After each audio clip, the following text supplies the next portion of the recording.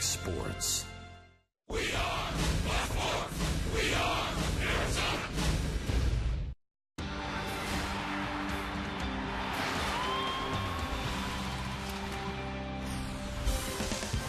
Beautiful day at the Grand Canyon. The Arizona Diamondbacks playing baseball right now like one of the wonders of the Major League world, high above Chase Field here in the Valley, where the first-place team in the NL West resides, the Arizona Diamondbacks, and they are set to open a three-game homestand here. Three-game series against the Giants, Game 1, set to get underway. Good evening from Chase Field. Welcome to the broadcast. Steve Berthume, Bob Brenly along the way. The Arizona Diamondbacks tied right now with the Colorado Rockies for first place in the National League West. Bob, this team is on a roll. They're on a roll at a good time, too. We talked about it a week or so ago, this stretch of games against National League West opponents. Now's a great time to be hot. The Diamondbacks are winning. We've heard about the grit narrative, but really, what is it that has led the Diamondbacks to first place in their division? And it's a little thing we like to call want. They are bringing the want. Well, what is want? It is the manifestation of human desire and physical yield when yearning for perfection becomes visible to the naked eye. This team has got want. It is bringing the want, and we have examples of such. No one personifies want, we think, more, at least so far, than Gerardo Parra. The hit streak is up to 13 games. Every aspect of his game, really, but especially his offense, with so many guys misfiring in the middle of that Diamondbacks batting order. Gerardo Parra has been swinging a hot bat, running the bases aggressively, scoring runs when it appeared there was no run there to be scored. They've won 5 of 8 series this season, and so many times, Bob, they've come from behind, and you have to have want to do that, and you also have to have guys who can contribute on all 25 spots. Up and down the roster, we talked about the depth coming out of spring training, how important it was not only for the guys that were in the starting lineup that day, but the guys that are coming off the bench, either to pitch late, to pinch hit late, to pinch run late, whatever the case may be, find a way to help your team win a game. All these series finale wins, all these extra inning wins. We've heard a lot about the grit narrative in the offseason. We prefer bringing the want, and the Arizona Diamondbacks have certainly brought the want so far this year. They'll have to do it again tonight with Ian Kennedy on the mound against Matt Cain for the Giants. Big timers on the bump. We'll discuss tonight's starting pitchers when we come back. It's Arizona Diamondbacks baseball on Fox Sports Arizona.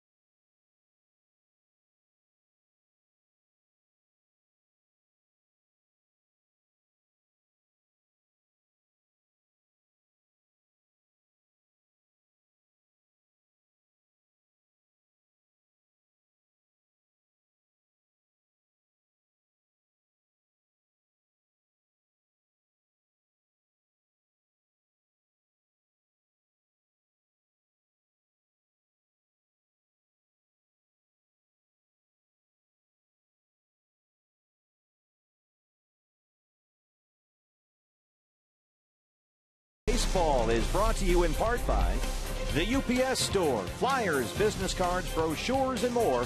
We can print that. And by Valley Honda Dealers. There's a great deal on every new Honda. Visit your Valley Honda dealer today or online at valleyhondadealers.com.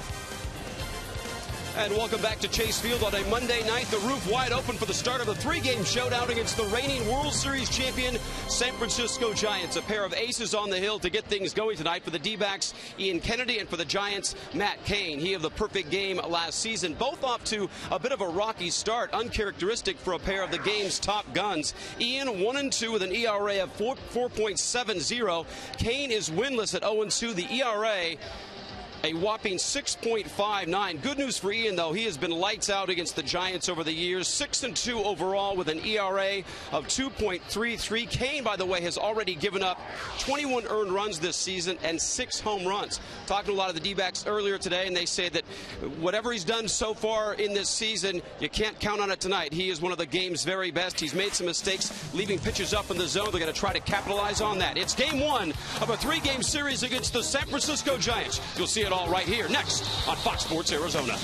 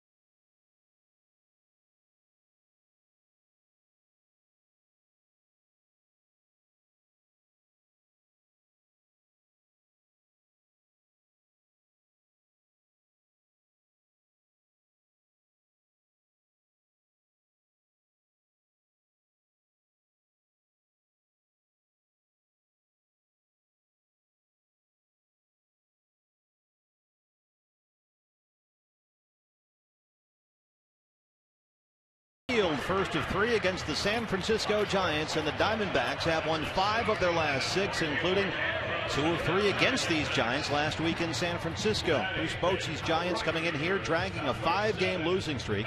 They were just swept in 3 over the weekend at San Diego. In fact, San Francisco has lost 8 of its last 12 overall. Angel Pagan will lead it off for the Giants here with the roof and panels open. And Bob, this is the lineup that faces the Diamondbacks. Ian Kennedy here tonight. A couple guys very hot right in the middle. Pablo Sandoval, 7 hits in his last 2 ball games, and Buster Posey in his last 9 hitting .400 with 6 extra base hits. Definitely have to keep an eye on those two. Pagan, Scudero, and Sandoval 1 through 3 here to lead it off. First of 3 against these Giants. Let's take a look now at our Arizona 4 Diamondback starting pitcher. He is Ian Kennedy. Real good start against the Giants on that last road trip, a game that ultimately the Diamondbacks won 3-2 in 10 innings. He went 6 innings, gave up only 4 hits and 1 run in that game, matched up against left-hander Madison Bumgarner. Kennedy has been very good against these Giants in 14 career starts. 6-2, a 2.33 ERA. The Arizona Diamondbacks, tied for first in the NL West, 5 games over 500 and on a roll, have their opening day starter on the mound. Open this 3-game set against the Giants as Angel Pagan steps in. Warm night here at the ballpark. Roof panels open, and we are underway here at Chase Field.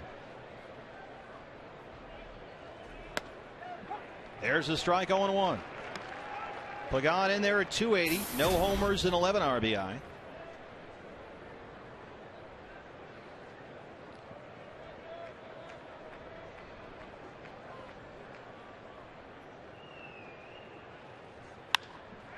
Left field, Kuba will give chase, and it is a foul ball. 0-2 now. Diamondbacks look as such defensively, and you'll note there Gerardo Parra. Our defensive graphics are including a metric called defensive runs saved, which quantifies a player's total defensive value. It shows you how many more or fewer successful plays a defender has made compared with league average. Parra, a defensive run saved of +7. 0 is league average. Defensive runs save ranks Gerardo Parra third among all major league outfielders, behind only Norichika Aoki and Starling Marte. And he's in center field tonight already with 1 Gold Glove in his pocket. 1-2 now to Pagan.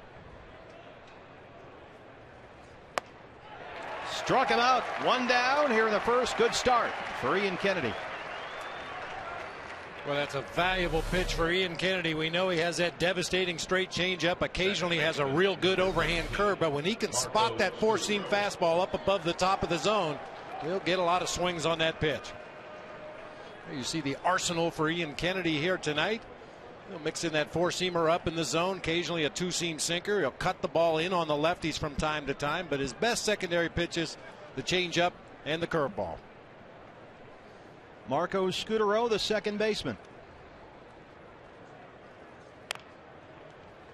Scutaro at 215, no homers and 4 RBI. He has already had a roller coaster start to the year. Beginning from the Giants' 3rd series of the year, Scutaro went on an 8-game hit streak, during which he batted .394. But since that 8-game run, he is just 5 for his last 37.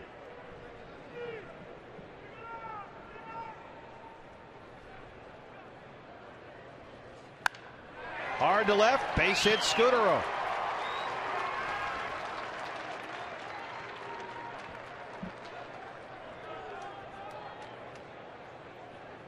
Third baseman, number 48, Pablo. Now, Scutaro for me has always been somewhat similar to Martin Prado. I think back to Paul LaDuca in his days with the Los Angeles Dodgers. Hitters that are more effective with runners on base. Open some holes in the defensive infield.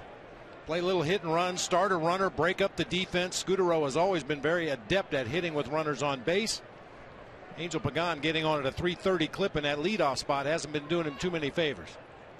Here is the Panda. Pablo Sandoval had a huge series at Petco Park over the weekend, went 7 for 15 in the 3-game set. He's in there at .316, 3 homers and 19 RBI.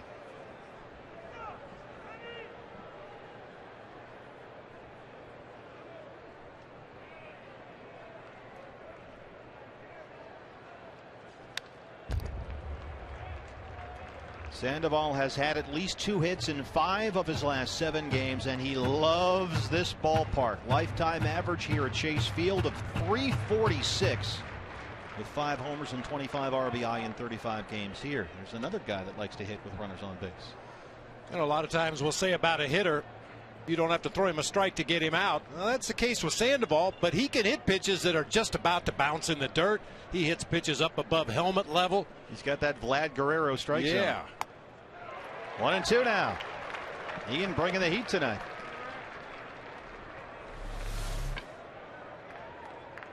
Sneaky quick, 91 miles per hour, blows it right by a pretty good fastball hitter. Great location too. Down and away like that.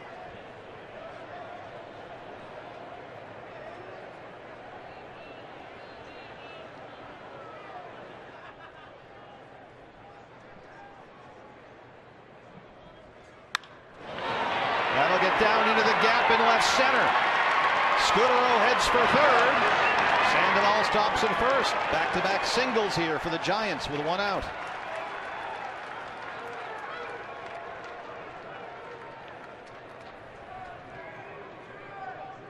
Buster Posey up now, and Buster is taking care of business. The amazing rewards credit card from NBAZ. Learn more at NBArizona.com.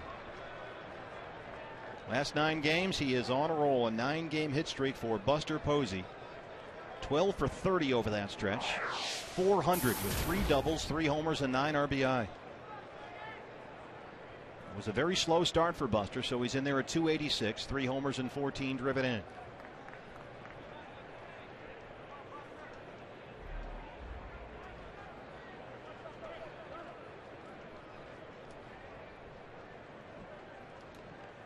Before the 9-game hit streak, Posey was at just 213 without a home run.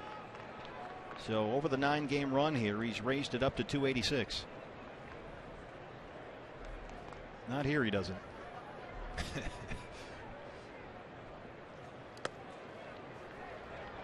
Good stop there by Miggy.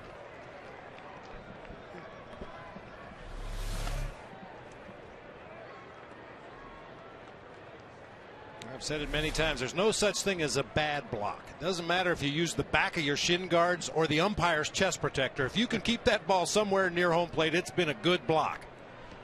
Sometimes the form isn't always perfect, but all you're really concerned about is results. Inside, 2-0. Posey went 5 for 12 in the 3 losses in San Diego. The Giants lost those games 2-1. 8-7 and 6-4 over the weekend. So it's been a rough go here for Bruce Bochy's team. Going all the way back to the first series of the Diamondbacks, or first game of the Diamondbacks series last week. 2-1 now.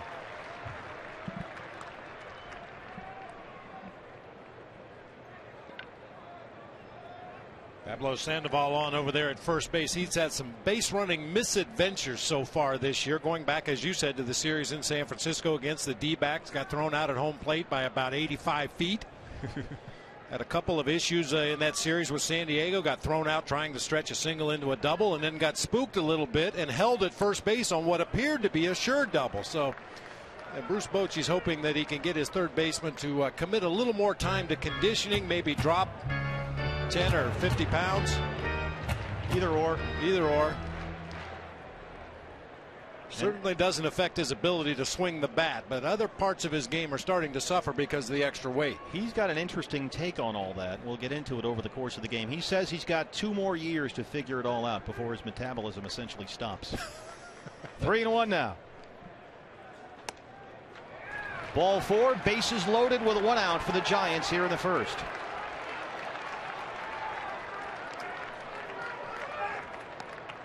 Fielder number 8. Bob Ian has some work to do here. Hunter Pence stepping in. Yeah, he's got some work to do, but you can understand why he was pitching around Buster Posey. We gave you the numbers how hot he's been lately. Hunter Pence, on the other hand, not quite as hot lately. A guy that's more likely to chase pitches out of the zone, possibly hit you that double play grounder. He will strike out. He has struck out right now 25 times in 100 at bats. Nice and even. So one of every 4 times up, Hunter Pence will swing and miss. And boy, that would come in handy right here.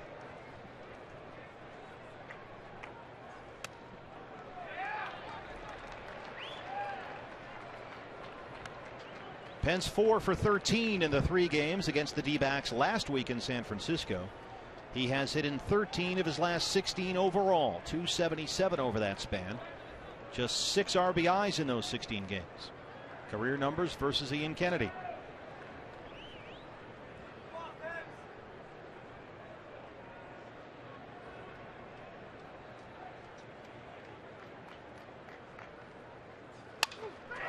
Broken bat, center field, Parra backing up. Scudero will tag and score. 1-0 Giants. That one was muscled out there.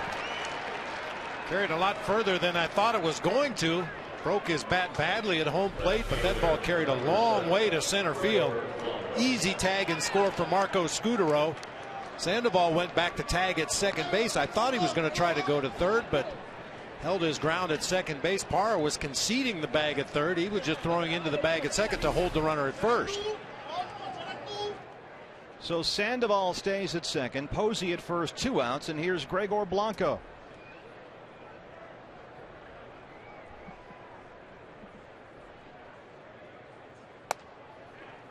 1-0. Blanco 279, no homers and 4 RBI.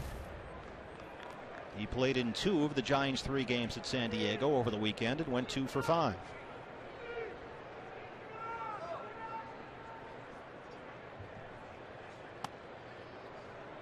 Two and 0. Last time out versus the Giants, Bobby and really did pitch well. That getaway day game last Wednesday.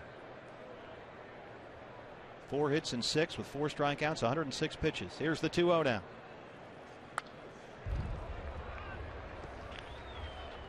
Saw Gerardo Parra make that catch out there in center field off the bat of Hunter Pence. He's got his throwing hand, his left hand, wrapped rather tightly. It looks like the kind of wrap that you would normally see for some kind of an abrasion on the palm of the hand or something. We're just speculating at this point. Obviously not serious enough to get him out of the lineup.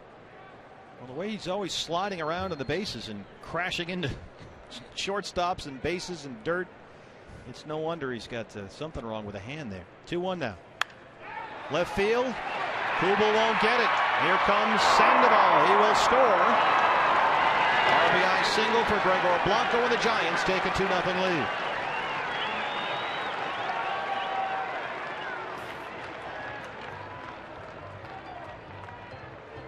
Buster Posey stops at second.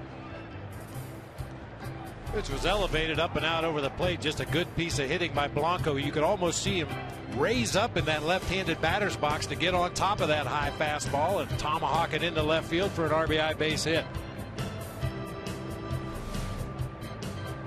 So it's still now first and second with 2 outs, and the batter is Brandon Crawford.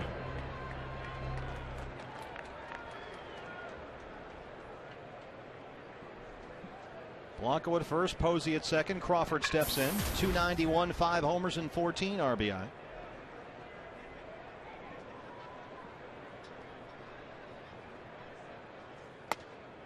There's a strike, 0-1. Yeah, some of the Diamondback starting pitchers have struggled in the first inning of games this year, but until today that had not been the case with Ian Kennedy.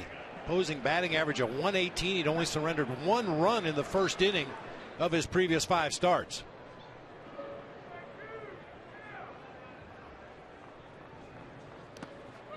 Nice block by Montero. 1-1 now. Crawford 1 hit in 13 plate appearances in the 3 losses over the weekend.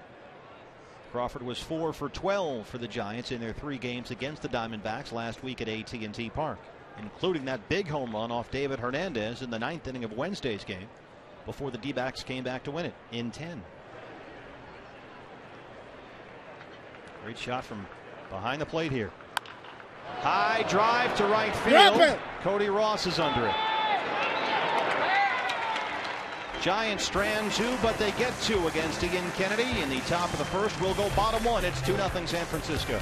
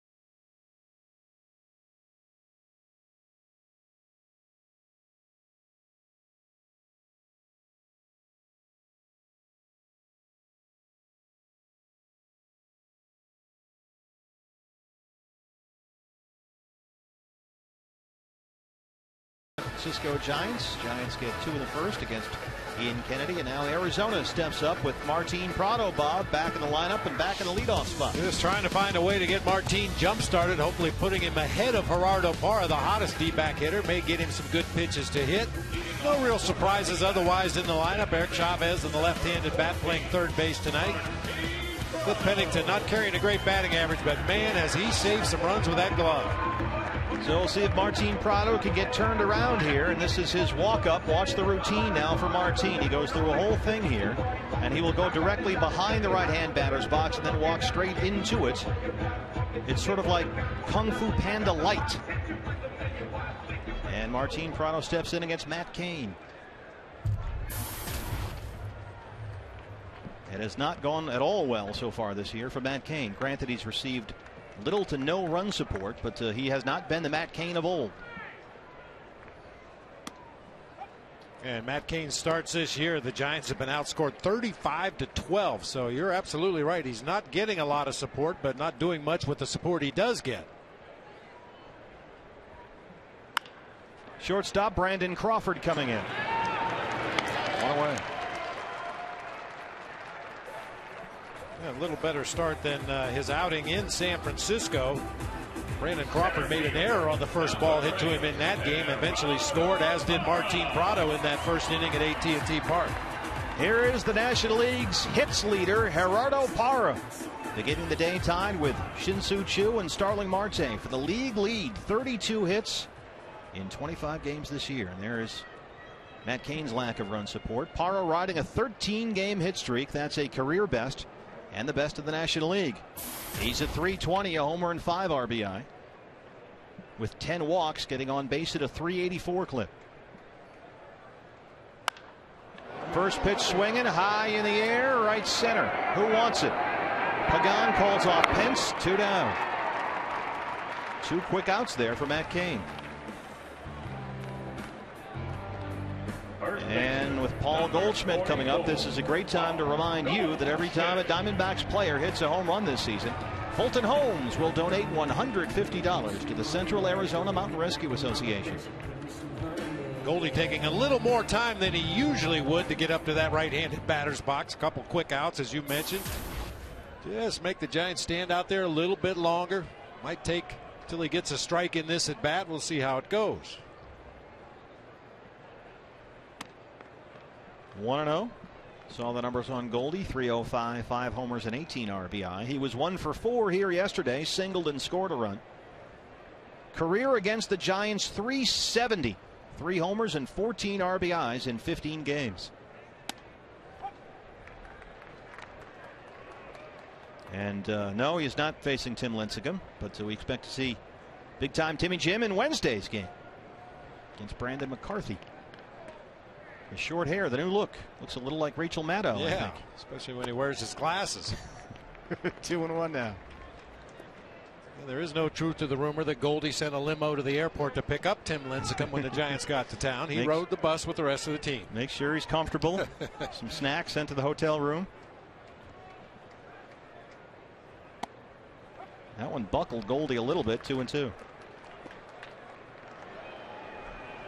D. Baxter's got a good seat as always. How come the mascot who has no thumbs is on Twitter and you're not? Watch out. Upstairs. No, he did not go, Bill Miller. So Goldschmidt is running full here. Yeah, Cain has had some mechanical issues. Talking to former Giants great Mike Krukow in the booth right next door to us doing the TV games for the Giants, said Cain has had some mechanical issues pushing the ball toward home plate. Ball 4, 2-out walk. And rather than finishing his pitches, really reaching out to his target, he kind of gets his elbow in a lower slot than normal, and the ball this doesn't explode out of his hand the way it has in the past. There's Mike Krukow, always flipping that baseball in the booth.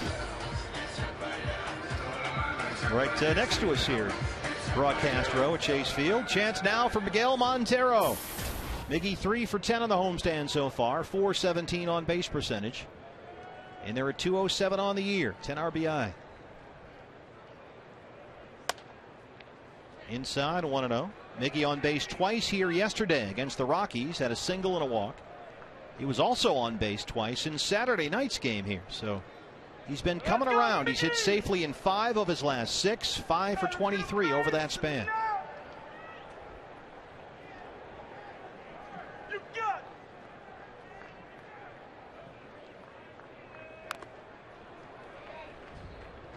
Now, Miggy's been making much more solid contact. Some of his issues during his struggles, he told us he was swinging at bad pitches, taking the good pitches.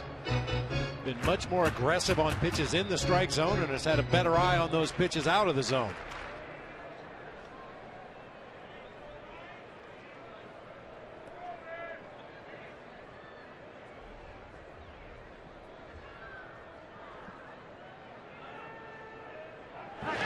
Goldie is back. Matt Cain's contact rate for pitches in the strike zone much higher this season compared to his career averages, and that speaks to command. Control the ability to throw pitches for strikes. Command the ability to make the ball move, put the pitch exactly where you want it within the strike zone, and that seems to be one of Cain's issues this year. Left field, Blanco. Diamondbacks get a runner. They strand one. We're through one. It's 2-0 Giants.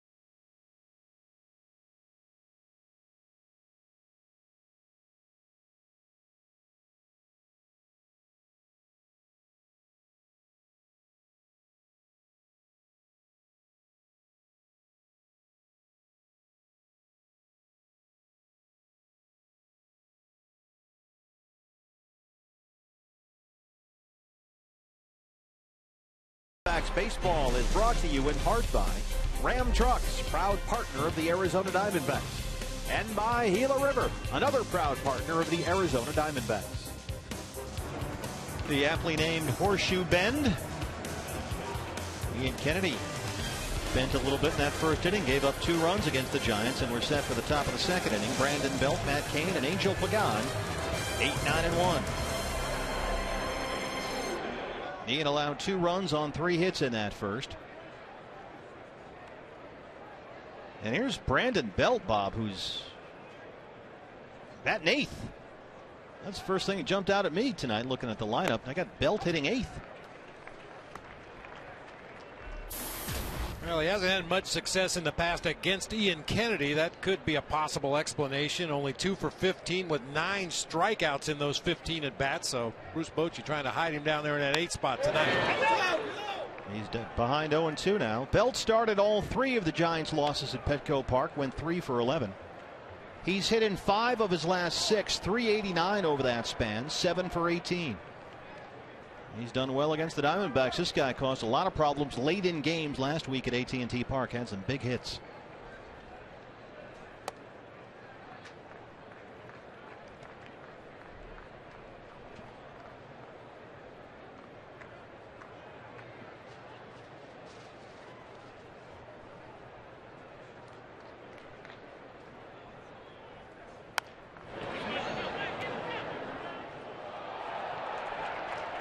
Brandon Belt, born in Nacogdoches, Texas, went to Hudson High School in Lufkin, Texas, and eventually Texas and Austin. He's a Longhorn, but drew the interest of several major league clubs, both in high school and junior college. He was drafted a bunch of times. I think it may be time to hand out a contract here. Slicing foul ball to that third base side, and look at that that's leaping catch. Caught his hat at the same time. That deserves a contract right there. That is on its way. Nice. 2-2 now. Dale Scott calls time behind home plate. Of course, with the honorary contract, you get 4 free tickets, dugout box seating area, and 30% off at the team shop. How about that? 2 for 15, as Bob mentioned, for Belt against Kennedy. Right field, hit well, and that one is gone, a home run. Brandon Belt, a solo shot, his second of the season, and it's 3-0 Giants. This guy has been a pain in the neck.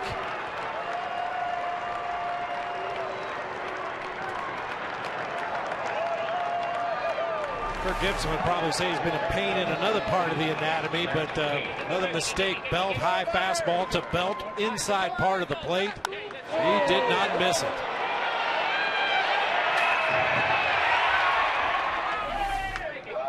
Matt Cain.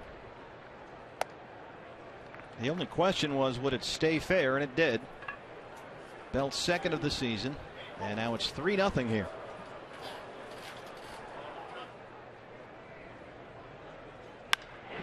Matt Cain to right. There's Cody Ross, one away.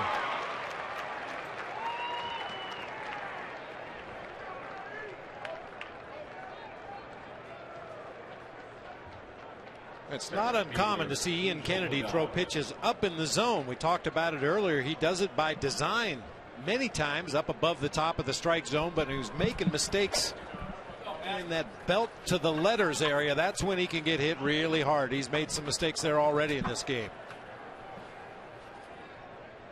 Here's Pagan. Looks at ball one. He struck out to begin the game. Look at the location here. Yeah, I mean, you scoot this pitch up another 6, maybe 8 inches up there above the letters. He might swing at it anyway, but not be able to do damage. That one belt high inside part of the plate, and he knew what to do with it.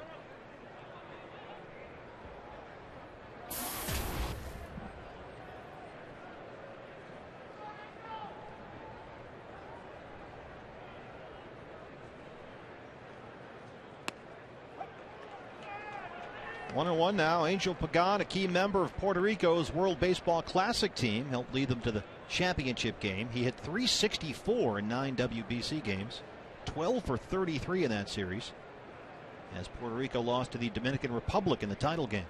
And he drives it to right field. Cody Ross giving it a look at the wall, and Cody has it.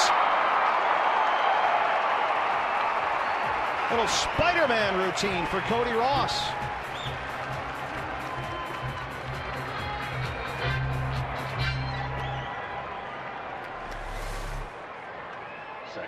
Cody knew exactly where he was on the field, could feel that warning track under his feet. He knew he had about one more step before crashing into the barrier. Able to catch the ball and then kind of protect himself on that padded area at the bottom part of the wall. Yeah, had that been hit a little further to the right and he had to dive into that screen there, that would have been a lot more painful. Scutero singled and scored his first time up. 0-1.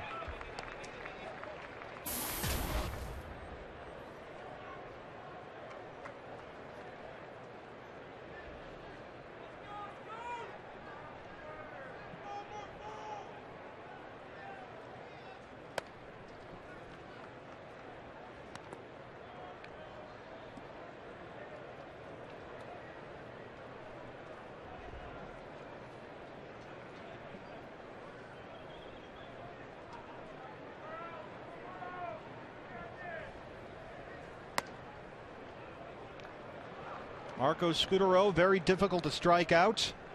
The hardest batter to strike out in the National League last year. While he was playing in a Giants uniform last season after the trade from the Rockies, he swung and missed at a pitch only 15 times. He will make contact, and as Bob was saying earlier, that's why he's such a great two-hole hitter. Well, just another feather in Patrick Corbin's hat so far in the early going this season. He did strike out Marco Scutaro back in that series at San Francisco. It was an event. Yeah, it's just doesn't happen very often. It's an oddity.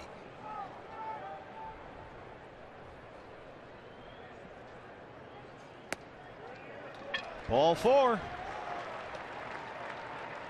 Second walk of the game issued by Ian Kennedy. Well, not a good time to issue your second walk in front of Pablo Sandoval and possibly Buster Posey here with 2 outs in the inning.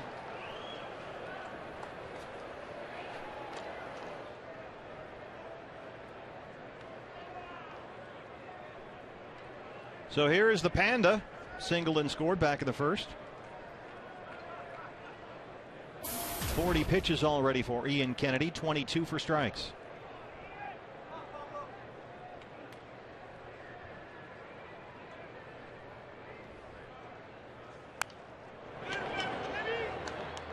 Pablo Sandoval funny about his weight issues. He said this spring that he's got this year and next year to adapt new diet and health habits. So in his mind, he's good for another 2 before things have to change. And he does admit that he needs to learn. He says you need to grow up, you need to step up and know the difference between what you can do and what you can't in terms of the offseason. And he realizes that when he gets to 30 years old, he turns 27 in August, by the way, his metabolism will slow and he'll be flirting with 300 pounds every year, and he can't have that. Nice scoop by Miguel Montero. He saved 90 feet right there. Yes, he did. That's a tough pitch to get in front of. It's actually behind Pablo Sandoval by the time Mickey gets over there. He's kind of stuck his glove out there hoping for the best. I don't think he even realized he had it in his mitt. But he holds Scutaro at first base.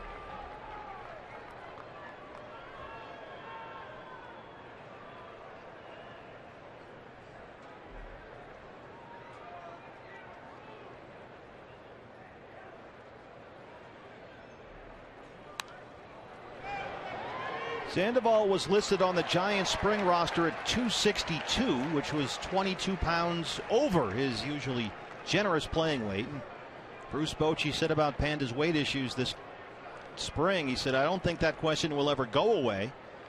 Every winter he goes home to Venezuela, where he's terribly popular and has a good time, but this offseason he kind of overdid it. He was ordered to drop the weight, and somehow he did. Bruce Bochy said, to be honest, I'm not sure how he did it. 2-2 now. Bochy was telling him, look, you're on the bench until you get in better condition, and he did. Now that's not going to help the cold stone. Not that's at all. not. Yeah, that's, see, that maybe in the off season that's fine, but that stuff is good though.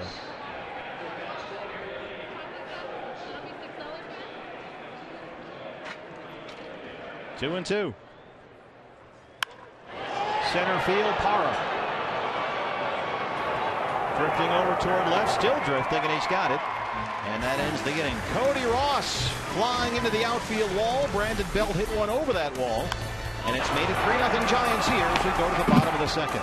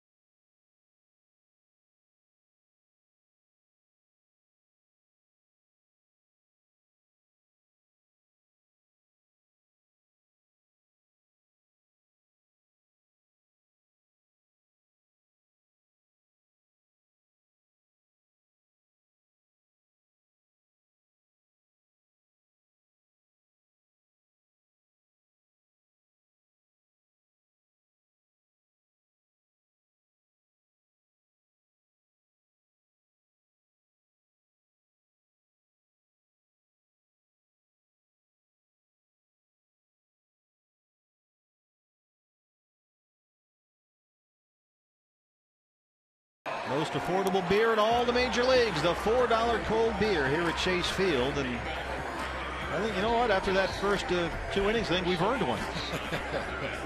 I'll buy. Nice. Former Giants great Cody Ross steps in against Matt Cain to start the Diamondbacks second. Ross, Kubel, and Chavez here, 5, 6, and 7. Cody in there at 278, no homers and 8 RBI. He was 1 for 4 in the Rockies series finale, had an RBI single in the 5th.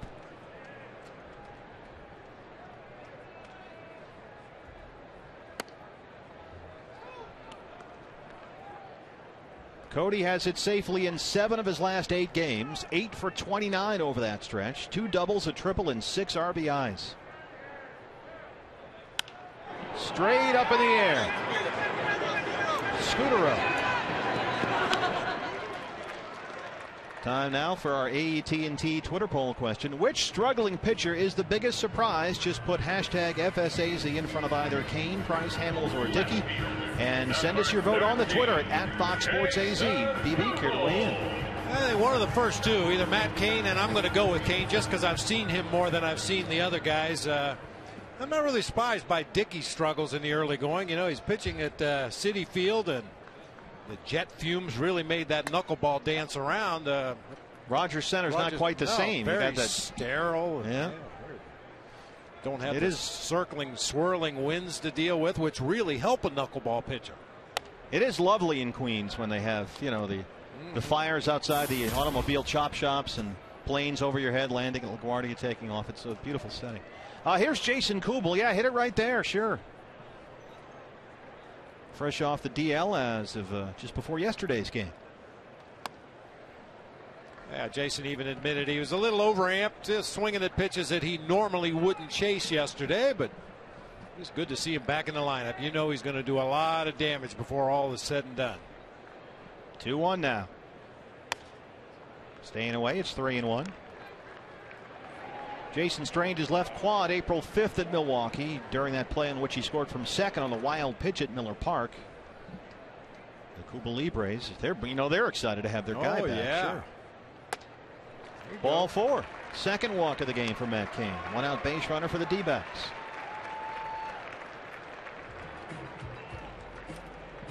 Third baseman, number 12, Eric Chavez. Eric Chavez playing third base tonight.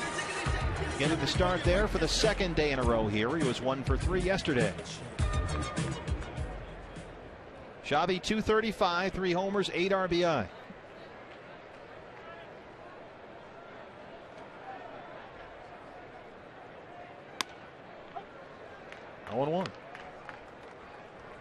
I like Dale Scott's mechanic, as the umpires call it. He's got a good mechanic when he signals for that strike. Just kind of gives you the point.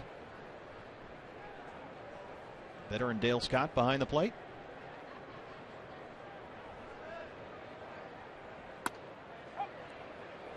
There it is. 0-2. Let's check out the umpires. In fact, Dale Scott has the plate. Bill Miller at first. C.B. Bucknor at second, and Todd Tishner. Well, I didn't even get to the third base guy. You're already upset about CB here. See, you and your. Here we go with the robot umps again. You can have CB Bucknor umpire your game, or you can have a robot. Oh, I'll take a robot 8 days a week. But will the robot bring you all that CB does? I hope not. Set you up nicely for that one. You're welcome. 1-2 now. Foul. So far in the early going, looks like Cain has a better breaking ball than we saw at any of his deliveries in San Francisco. Really struggled to throw that pitch around the strike zone. Bounced a lot of them way out in front of home plate. Hung a lot of breaking balls up above the belt. Looks like he's got a little crisper break on that pitch tonight.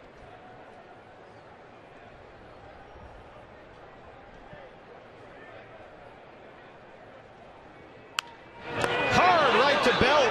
They'll get to play Kubel at second. Chavez beats it up the line. Brandon couldn't get possession of that one, so he's not able to step on the bag at first. Kubel is forced, and Chavez is on with 2 outs.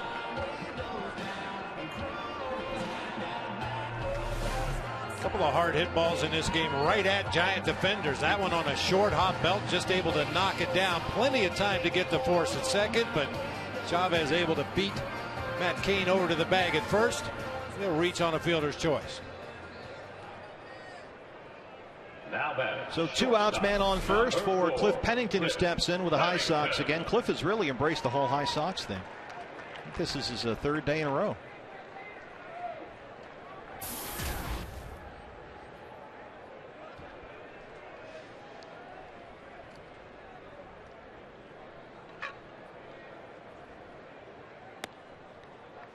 Bob, you were talking about the Matt Cain breaking ball. The slider has always been his big out pitch in recent seasons. This year, however, it's the slider that's been getting pummeled for Cain.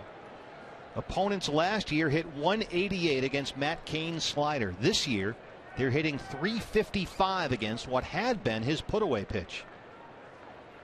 Pennington hard to right. That one gets down the line. Chavez takes the turn and heads for third. Pennington wants second, and he's in there with a stand-up double.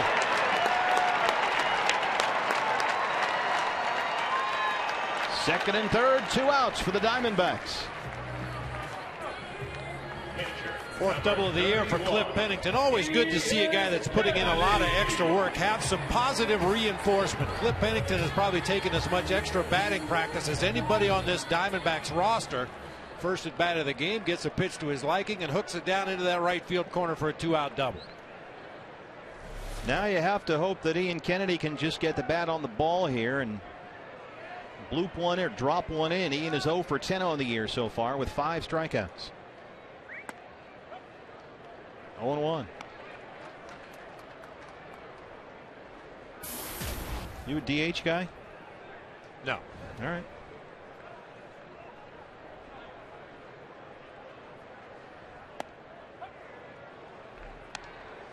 This is why I'm not pro DH. I'm not anti DH. If you told me that the National League is going to start with a DH tomorrow, I think I could live with it.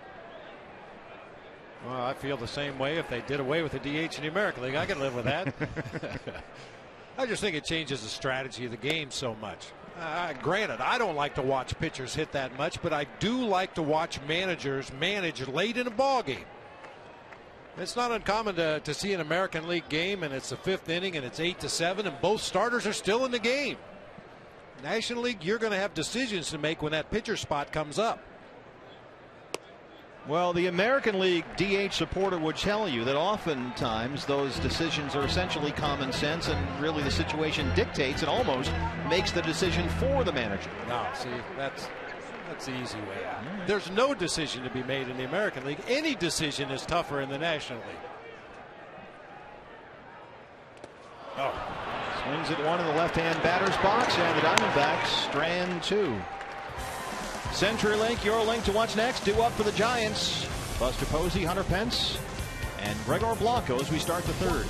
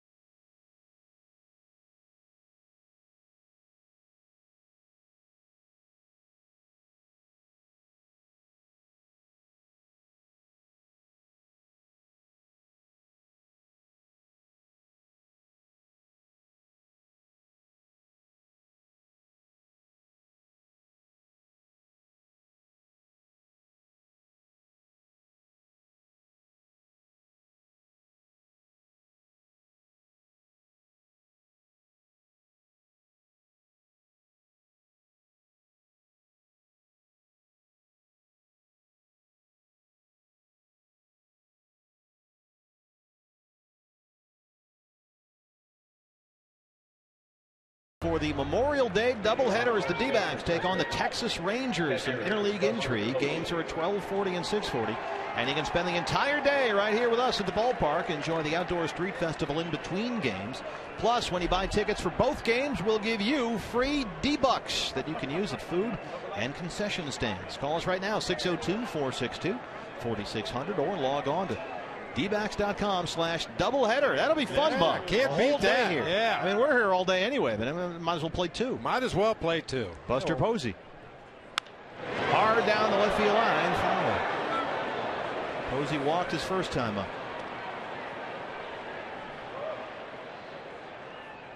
Last year, Buster Posey, first player since Frank Robinson in 1966 to win a league MVP, batting title, and World Series in the same year.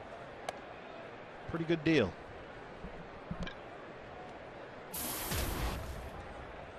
The only other guys ever to do that: Dick Groat, Mickey Mantle, Willie Mays, Stan Musial, and Joe DiMaggio. He's in good company. Oh, that's great company. Wow. League MVP, batting title, and World Series all in one season.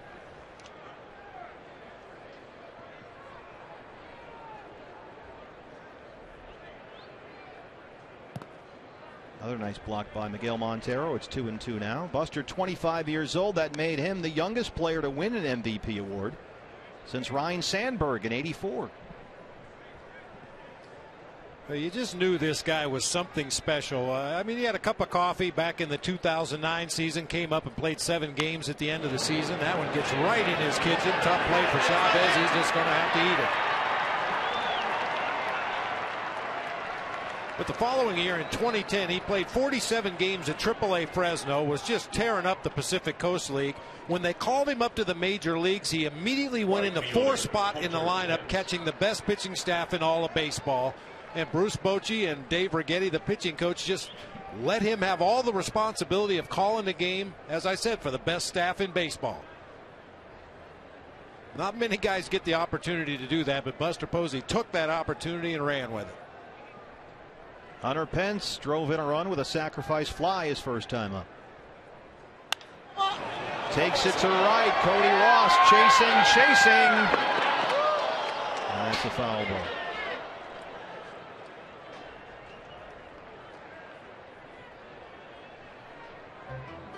Hunter Pence avoided arbitration in January, signed a 1-year, $13.8 million deal. He is eligible for free agency after this year.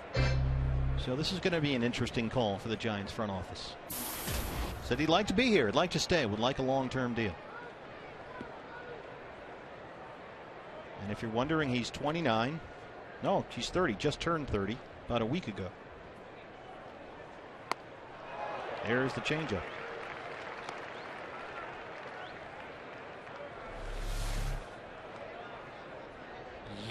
Oh, just a devastating pitch.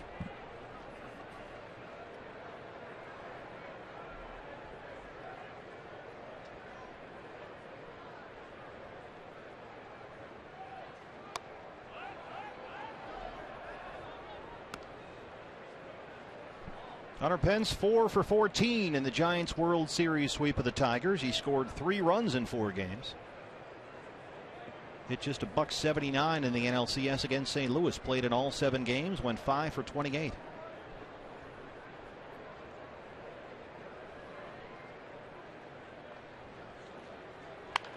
Hard to third. Chavez. Can they roll it here? Prado. They turn it.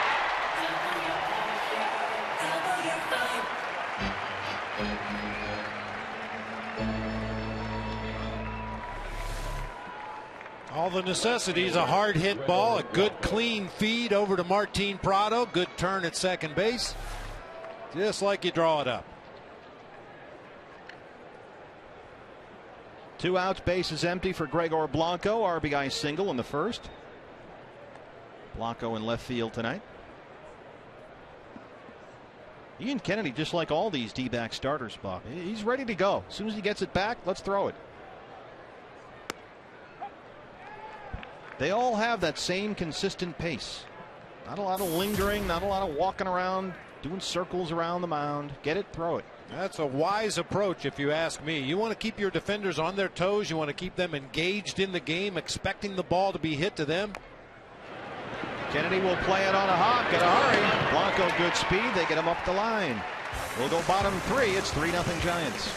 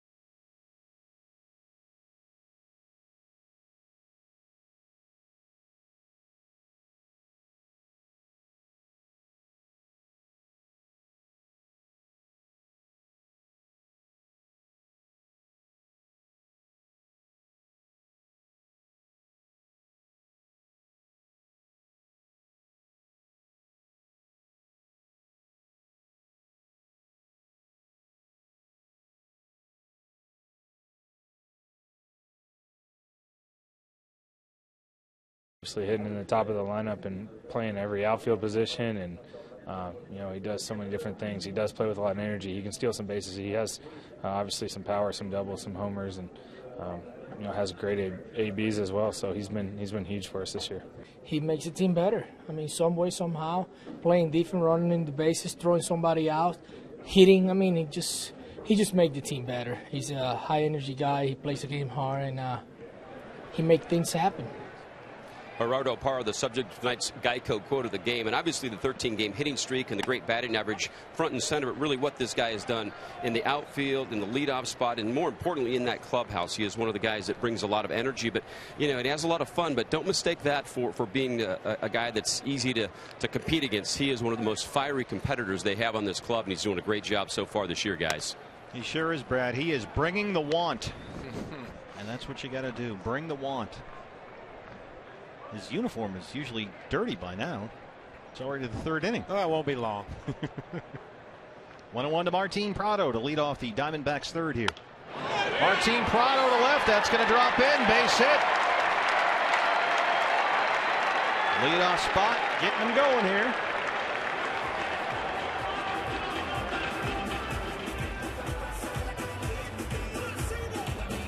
It's still, Bob, unusual just to see him hit the ball to left field. Teammates giving it to him from the dugout over there. Everybody's aware that Martin has not put up the kind of numbers that he expected or his teammates expected, but we got a long way to go. And with his approach and his professionalism, I think by the end of the season, he's going to be right where he needs to be. Gerardo Parra flied out his first time up, riding a 13-game hit streak. 2 for 4 here last night, a single, a triple, and 2 runs scored.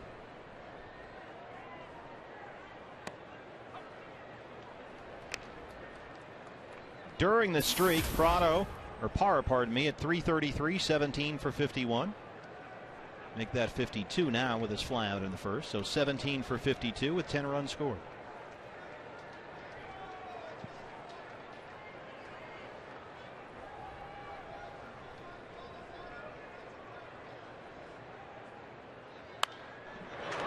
Straight up in the air, left side. Sandoval may have a play here. Posey after 2, and the Panda has it.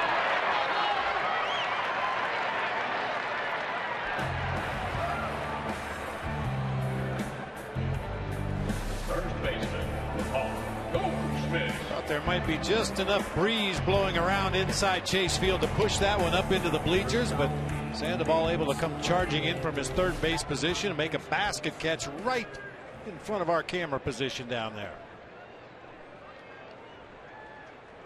Hey, Miami Vice.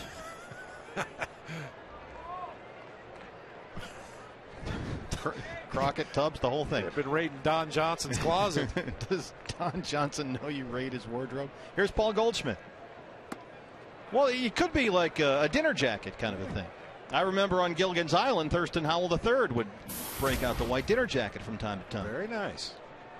You know, it was only going to be a 3-hour cruise, but you never know.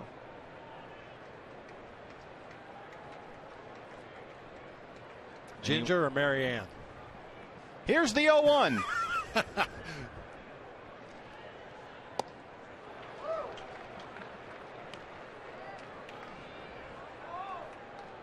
The way I look at it, you're on a deserted island. The choice is really not yours. It's Ginger's and Marianne's. I've lost control of the broadcast. It's my own fault. It's my own fault. Goldie needs to hit a home run to get us back in the groove here. All right, calling for the home run in 3, 2, 1. Bring him up, sit him down. Second strikeout for Matt Cain. Hey fans, anytime the D-backs score 6 runs or more, Taco Bell is giving away 3 free tacos with the purchase of a large drink between 4 and 6 the following day at participating locations. All right, Bob, here's Miguel Montero, and as you said, man, he is just absolutely snake bit. He drove a ball to the left field track his first time up that Blanco chased down. Even when he makes an out right now, it's a loud one as he tries to dig his way out of this thing. And in all fairness, over the last, say, 5 games, he should have at least 5 more hits than he's had. I agree. He's hit the ball hard. He's had good at bats. Just not getting the results right now. But if you stick with that approach, eventually you're going to start finding some holes, start hitting some balls over guys' heads or out of the ballpark. 3 for 11 on the homestand so far.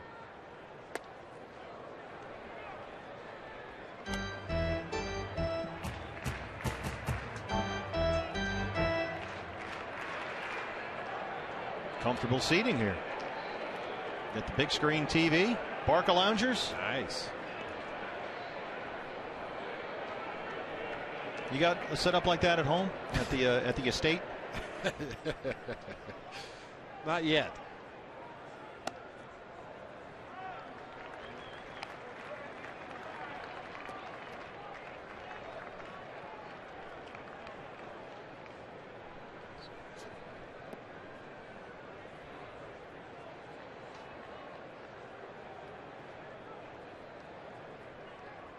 That's a game face.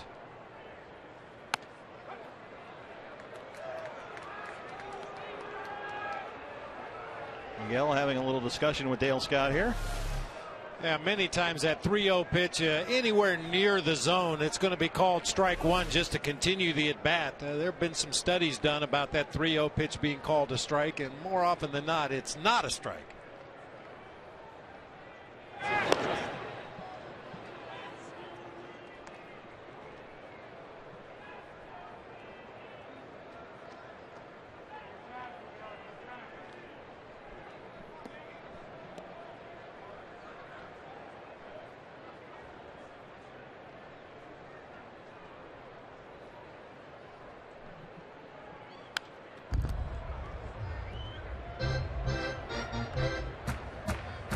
See, a lot of hitters, we've seen some high leg kicks with the front leg or raising up on the front toe. Miggy gets both feet involved in his swing. He kind of shuffles his weight forward and then back onto the back foot and then back onto the front foot again. It's just a timing mechanism that he uses, and occasionally it can get a little bit out of whack, but when he's right, he is perfect with that timing. There goes Prado, swing and a miss. 3 strikeouts now for Matt Cain. We're through 3. It's 3-0 Giants.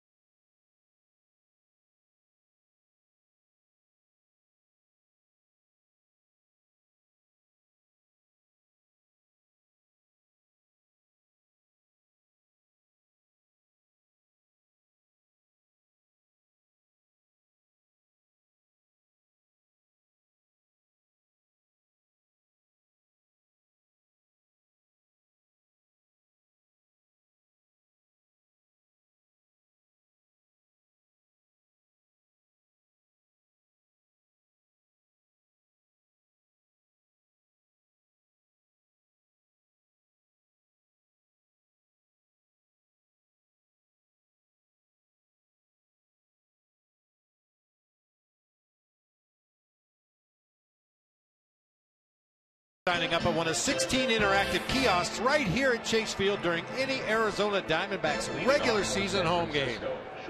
You get the signed game piece too, which is big. That's big. Usually the player signs the piece and you get to walk away with that. It's good practice if you ever get called to play Plinko on The Price is Right. Drew Carey says, "Come on down." You can use this as like Plinko practice. D-back Nation, Boston strong here. Brandon Crawford, Brandon Belt, and Matt Cain in the Giants' fourth. Now I know what you're doing on your afternoons before the game.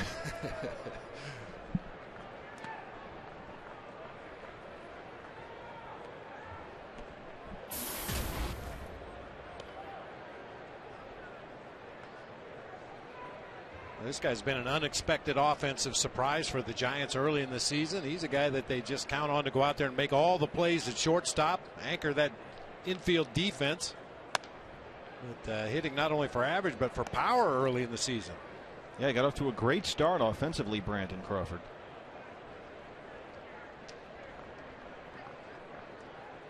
He has had a tough go as of late. 1 hit in 13 plate appearances in the 3 losses at San Diego over the weekend. The whole team is really scuffling offensively coming in. They're 5-8 in the row this year. Giants hitting .214 with runners in scoring position over their last 10 games, only 15 for 70. But they have a 3-0 lead here.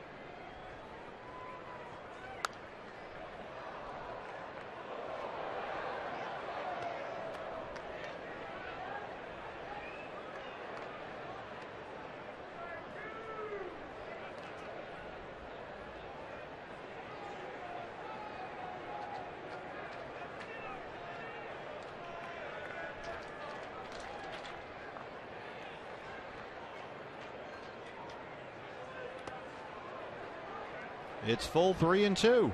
Brandon Belt is on deck. He homered his last time up.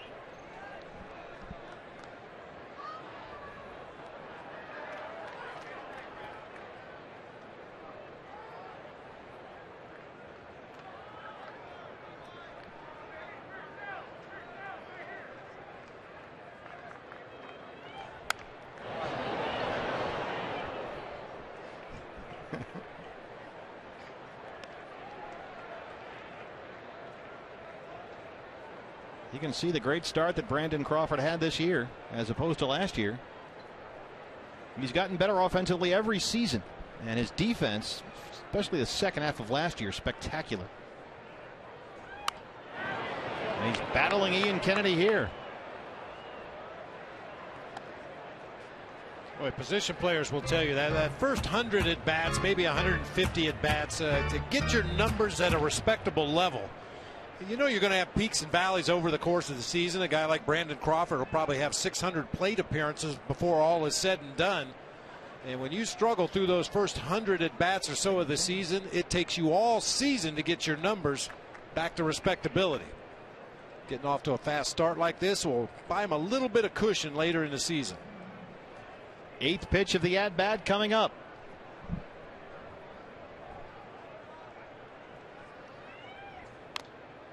We'll do it again.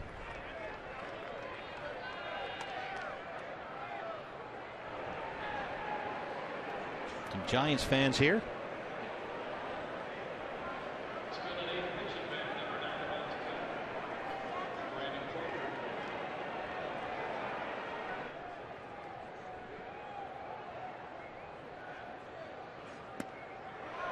Ball 4. No, you ring him up. Dale Scott, little delayed mechanic there. Second strikeout for Kennedy. First baseman Brandon Belt. Good location on that fastball. He misses his spot across the plate, but still gets it on that inside corner at the knees. Crawford just couldn't pull the trigger on that one. He'd been fouling off every delivery Ian Kennedy threw up there. Couldn't pull the trigger on that one.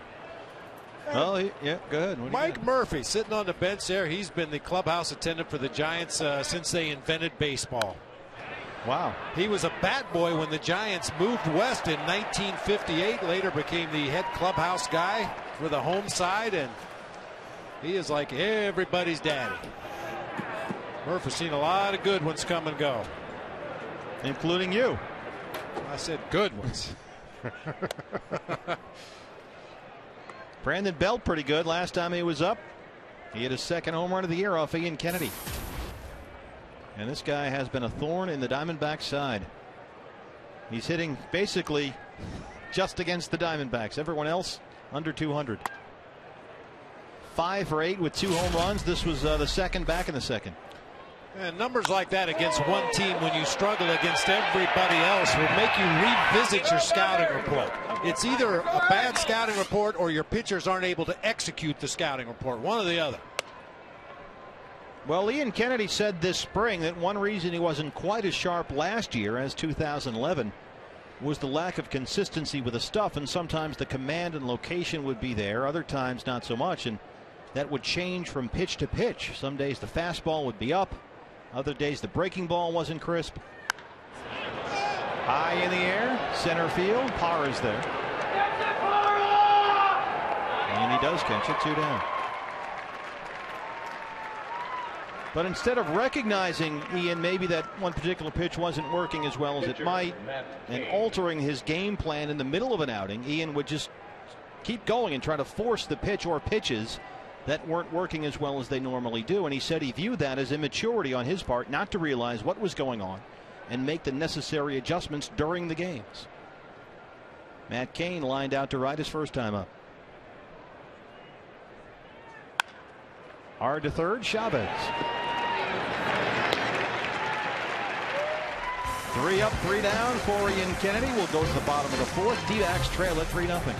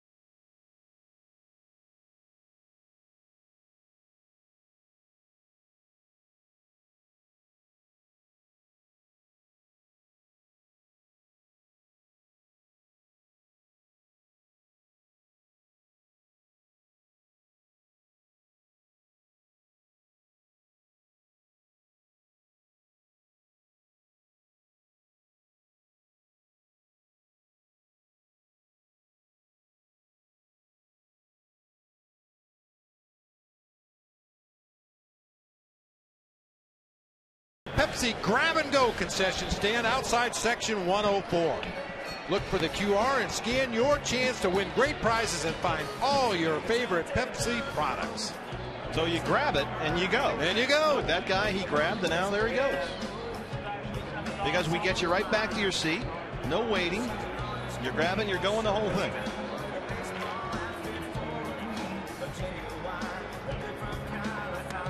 Three-0 Giants here as we start the bottom of the 4th at Chase Field. Cody Ross, Jason Kugel, and Eric Chavez against Matt Cain, who has struck out the last 2 he's faced. And Bob, for a guy that's supposedly struggling, Matt Cain's only given up 2 hits. He's kind of settled in here. He looks a lot different than the Matt Cain we saw last week in San Francisco. Made a lot of mistakes with his fastball up in the zone. I mentioned it earlier. His breaking ball was just kind of rolling up to the plate, but everything's a little more crisp tonight. Drops it in there on Cody. 0-1. Cody popped up to second his first time up. And this was the no decision Tuesday at AT&T Park. Didn't pitch really badly there either. Didn't get any run support while he was in there. And that's been the story for Cain all year. In fact, he's only had 3 runs of support the entire season, and they've already scored 3 here in the game. So things may be turning around for Matt Cain. Well, over the course of his career, when he's gotten 3 or more runs of support, his record is 73-9. The team record 89-27 when they score 3 or more for the Giants right-hander. 2-1 now. 3-1. Cody Ross 3 for 14 on the homestand so far. Had the big game-winning walk-off sac fly in the 10th against the Rockies. Pops it straight up, and this should get out of play. Ramtrucks.com pool area. They're out there. Let's see if they have any food. Oh, it's kids' night out of the pool. The whole gang is here. Pool safety, kids. Pool safety. Fun times at the Ramtrucks pool. Great place to watch a game here at Chase Field. They're very enthusiastic about that kid watches too much wrestling. Yeah. 3-2 now. We'll do it one more time. Let's go back and see where we are. Yeah, see? They are really enthusiastic Diamondback fans here. We don't know if they have food at the pool, but they definitely have coffee. Well, I think they have food over there, and it's all sugar. I wonder how long they can actually keep this going. It's like Lord of the Flies out there. Cody to right. And another foul ball. So let's go back to the pool in 3, 2, 1. Now the parents, now we know where they get it from. It's the nachos. Oh, it's a rowdy bunch out at the pool. Yes, they're into it. They're into it. 3-2. Ball 4. Leadoff bat on for the D-backs here in the 4th. That is the 3rd walk for Matt Cain so far. I mentioned Cain's stuff is much crisper tonight than we saw at AT&T in San Francisco, but his location isn't much better. He's really fallen behind in the count. You mentioned 3 walks through the first 4 innings of this ball game already. Be patient. Get something you want to hit. Jason Kubel walked his first time up. I like this matchup a lot right here. Hang a slider, and it's 3-2 just like that. Called it! Bob Bradley! Called it! Called it! Gone! Nice. Booyah!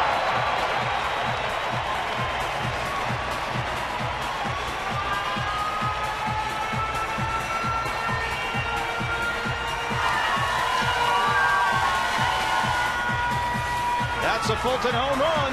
Another $150 goes to the Central Arizona Mountain Rescue Association. That's the money shot for Jason Kubel.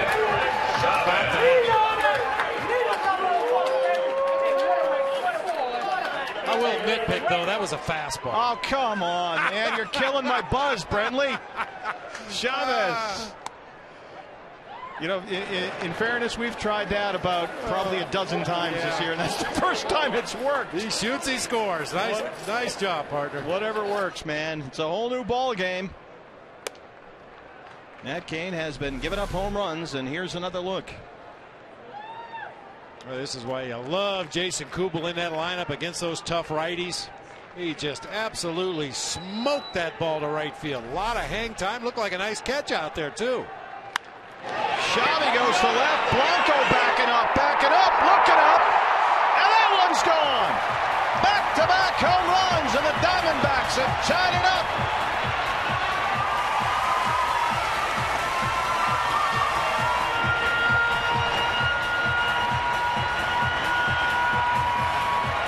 That's another Fulton home run and another $150 to Central Arizona Mountain Rescue. Kubel and Chavez back-to-back in a 4th. 4th homer of the year for Chavez. The second one going to the opposite field. I didn't realize Eric Chavez had that kind of opposite field power, but he backspins that tailing fastball or changeup out over the plate. Got a lot of carry just over the wall in left field. Cliff Pennington doubled his last time up. So it's a 3-3 game here. And we had mentioned that Matt Cain looked like he'd settled in and was rolling along. And Cliff Pennington gets one up in the air to right. Hunter Pence at the track, and that one is caught. We can't get the trifecta. One away here in the fourth. Didi thought that was gone. Boy, made a great sound off the bat. Similar trajectory that Kubel got on his drive to right field. Didi's like, what's the deal? You're supposed to hit it out. Get with the program. Cliff gave it a ride, though. Boy, Matt Cain's got to be shaken up now. This guy's been in every big situation, but that's just 3 straight pitches that were all yanked. Here's a stat for you. Giants pitchers have now allowed 27 home runs in 26 games. 23 of those home runs have been given up by Giants starters, including now 8 by Matt Cain. Matt Cain has given up 8 home runs this year. Ryan Vogelsong right behind. He surrendered 7. 23 home runs allowed by Giants starting pitchers, 8 by Matt Cain. Kennedy to short. Crawford.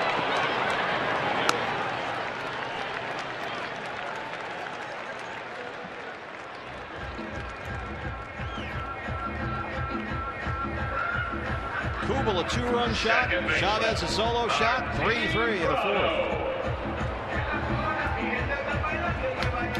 Here's Prado, who singled his last time up.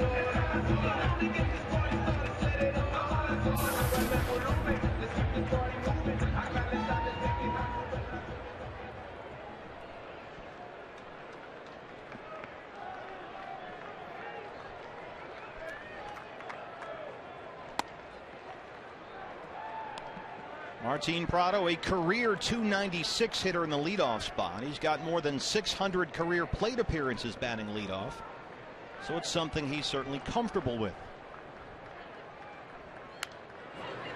In fact, other than batting second in the order, where he's hit more than 1,600 times, Prado has hit leadoff more frequently than any other spot in the lineup.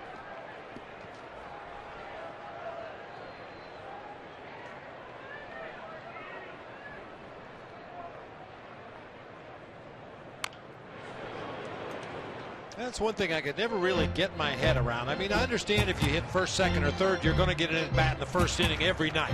Right. That's why you put your best hitters up there at the top of the order. You want them to get more at-bats than the guys that maybe aren't such good hitters. But it doesn't really change what you do at the plate. You know, you're still going to try to get a good pitch to hit and hit it hard. Try to lay off those borderline pitchers' pitches. Well, I would suggest that the guy that hits second in the order, as Martin has all season long, and we've seen him do that so often with either Parra or Pollock on ahead of him, might have a slightly different job description than any other spot in the lineup, only because of that situation. Yeah, I'll give you that. And like that, you got to tomahawk it to right. And I also hear, or am told, that batting 8th in the National League is especially difficult. Now, why do people always say that? Well, there will be situations in the game because the pitcher's hitting behind you that you're expected to maybe expand your zone a little bit if there's runners in scoring position, close game late. If you know that pitcher's coming up behind you, you may have to expand your zone a little bit to try to do. Martin Prado! Gone! 3 Diamondbacks home runs in the inning, and it's 4-3 Arizona.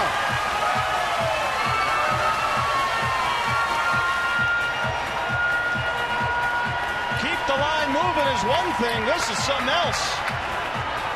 That's another $150 from Fulton Holmes going to Central Arizona Mine Rescue Association.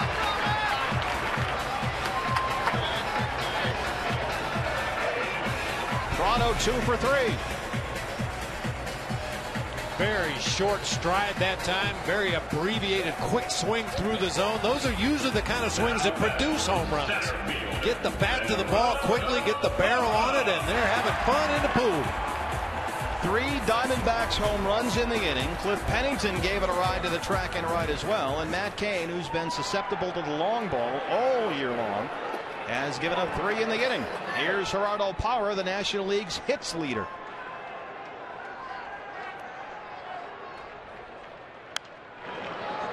Parra with a 13-game hit streak. He has flied out and fouled out. He's 0 for 2.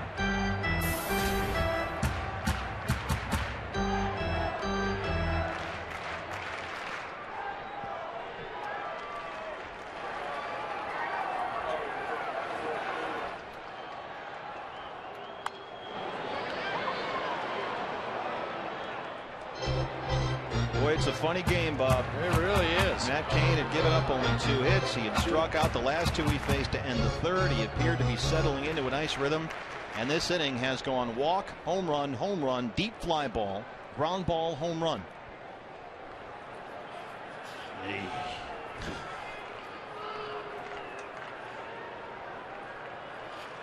And this is a real issue for Matt Cain this year, the home run ball.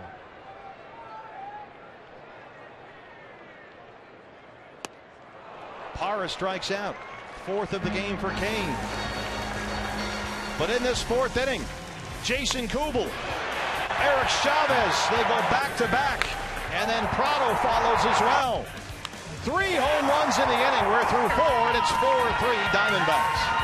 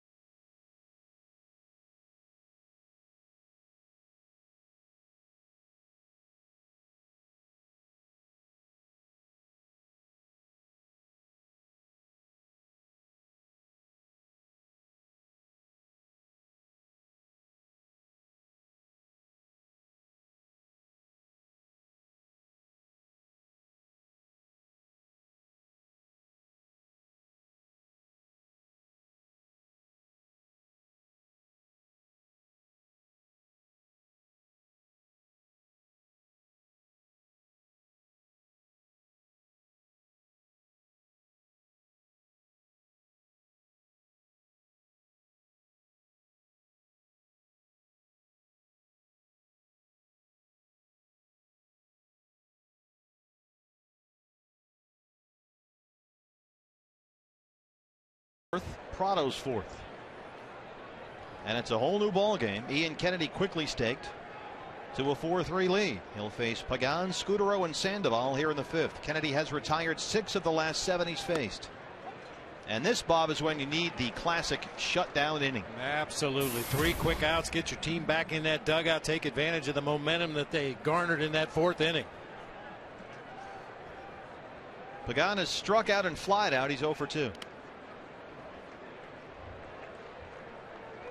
Tell you what, not one of those home runs was a cheapie.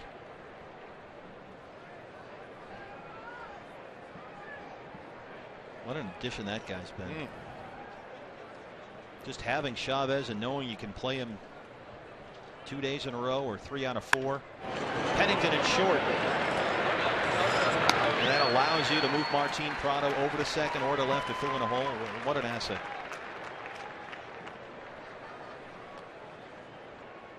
And that veteran left-handed presence in the lineup. We missed him when Jason Kubel was on the DL. Eric Chavez picked up some of that slack, and now with Kubel back, Chavez at third base against right-handed starters, they're going to do some damage. Scutaro's been on base twice, singled and scored in the 1st, walked in the 2nd.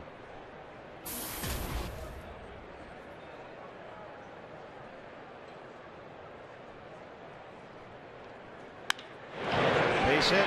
He's been on base 3 times.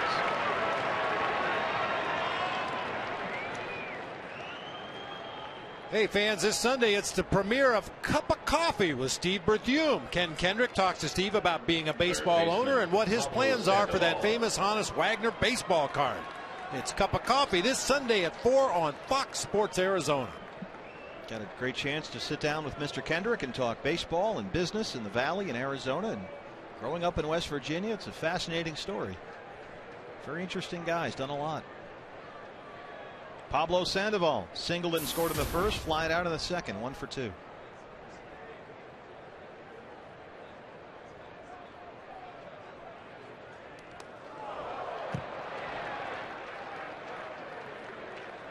How did you hold that one? Did it hit him? Well, Sandoval's not going to admit it if it did. I mean, that ball is way over in that left-handed batter's box. Gets by everybody all the way to the backstop, allowing Scutaro to move up into scoring position. I thought for sure it might have hit him, but there was nothing from Dale Scott. No, it never did. Yeah. So that is a wild pitch. Scutaro to second.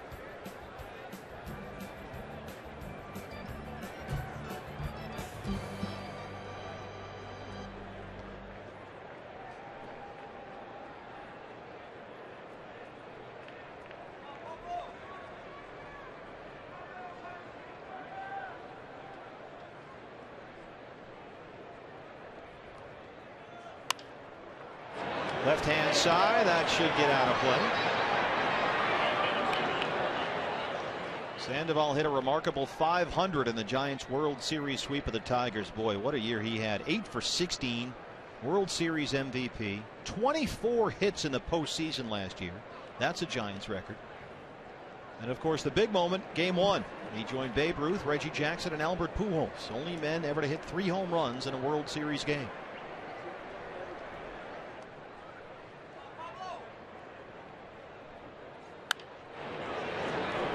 Out of play, 1-2.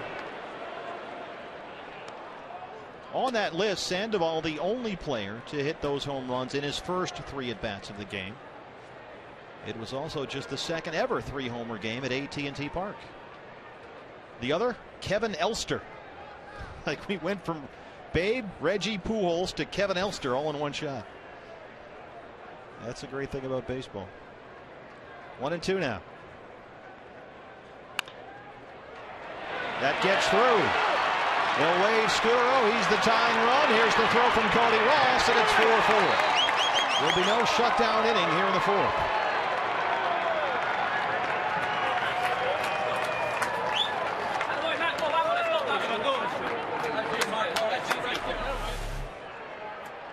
Doesn't have to be a strike. Sandoval goes down and golfs a pitch out over the plate and down, finds a hole on the right side of the field. This is where that wild pitch really shows up. Scutaro able to come around and score from second base. Under normal circumstances, had he been at first, he probably has to hold at second. You still have the double play in order, and the Giants haven't tied the game. There's Buster Posey. Sandoval now 14 for 27 with runners in scoring position and 17 RBI. Wow. Posey's been on base twice. He walked in the first, singled in the third. Gerald Dempsey Posey just turned 26 last month.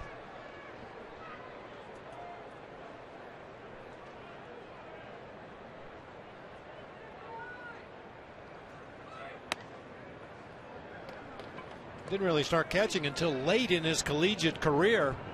And it wasn't uncommon when he was playing at Florida State to start the ball game behind the plate and come in and be the closer. Clocked him as high as 94 miles per hour with his fastball. He might get one to hit here on 2-0.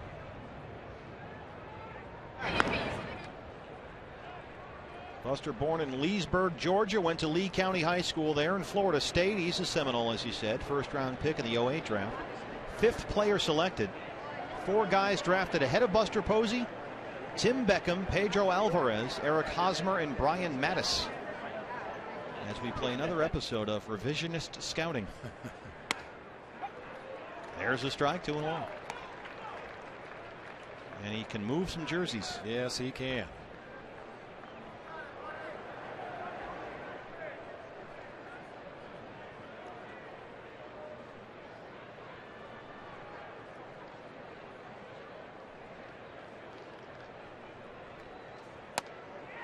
And for all that he's accomplished in baseball so far, Bob, it's easy to forget that Buster Posey has really still only played 2 full major league seasons. That seems amazing.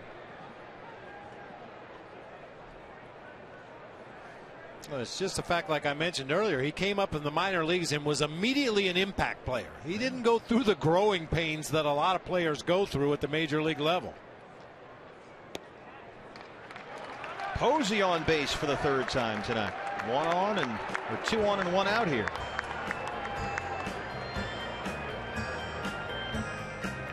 Third walk issued by Ian Kennedy. He's now up to 84 pitches, only 49 for strikes, and Charles Nagy is out to have a conversation.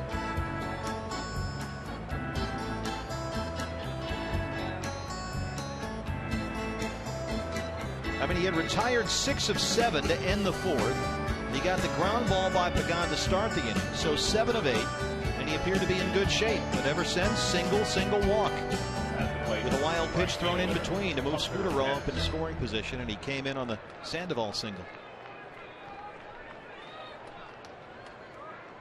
Hunter Pence has an RBI, sac fly in the 1st, hit into a double play in the 3rd.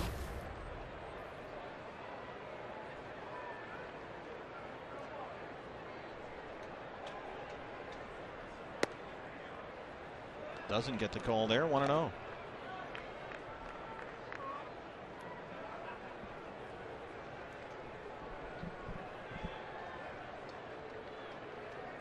Sandoval at second, Posey at first.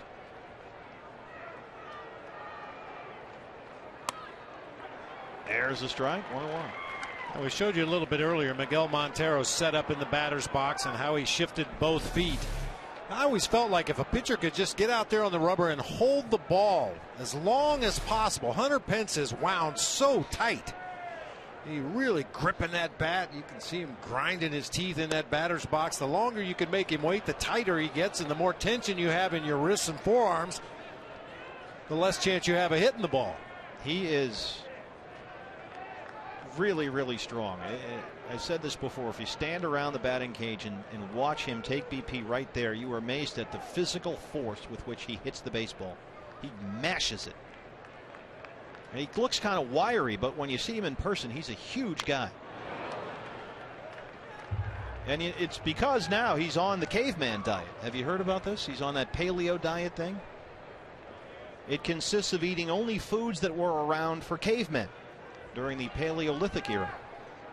So if it didn't exist for the cavemen, you can't eat it. I guess that eliminates Skittles.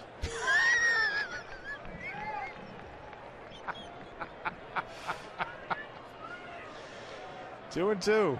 Here's the inside move. It's fish. This is all you can eat on the paleo diet. And this is all that Hunter Pence eats. Fish, grass-fed meats, veggies, fruits, and nuts. No grains, dairy, or processed foods. Or cotton candy. No. That's also out. Cotton candy off, Skittles off. Pennington. Can they roll it? Prado the turn, and they got him. Another double play behind the Diamondbacks, Ian Kennedy, but the Giants get another run across. We'll go bottom 5. It's a good one here at Chase. 4-4.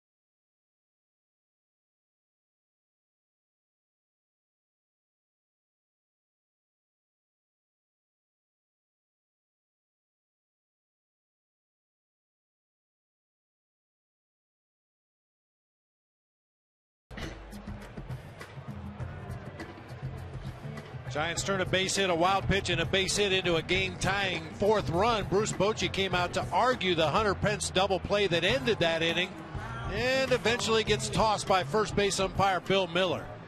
There's an argument that went on for a long time. You could clearly see Pence beat that ball by a considerable amount at first base. Bochy had a good argument there, but you're never going to win that one. Ejected for the 58th time in his career. And so now Bruce Bochy will watch the rest of the game from the clubhouse here at Chase Field. Bottom 5 now. The Goldie jersey doing a lap around the ballpark. Goldschmidt, Montero, Ross here in a 4-4 fifth.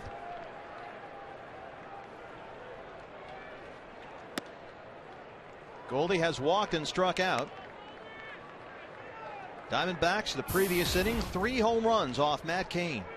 Kubel, Chavez back-to-back, Prado, 3 home runs in the inning against Cain. First time in Matt Cain's career that he's given up 3 homers in 1 inning.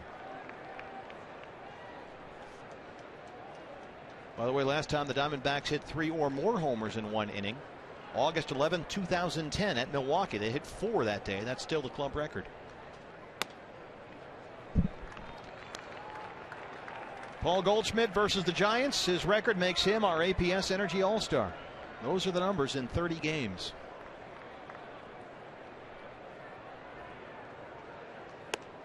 Ball 4, leadoff man on here in the 5th. That is the 4th walk of the night issued by Matt Cain. Ron Wotus is back there now. Ron Wotus and I were actually teammates about 1 million years ago. AAA Phoenix. In the Paleolithic era? Yeah. We ate Brontosaurus burgers together. Sure, who hasn't? Yeah, Ron Wotus, one of those guys that every time a manager's job opens up, his name tends to get kicked around. Real good baseball guy. Miguel Montero 0 for 2, struck out his last time up.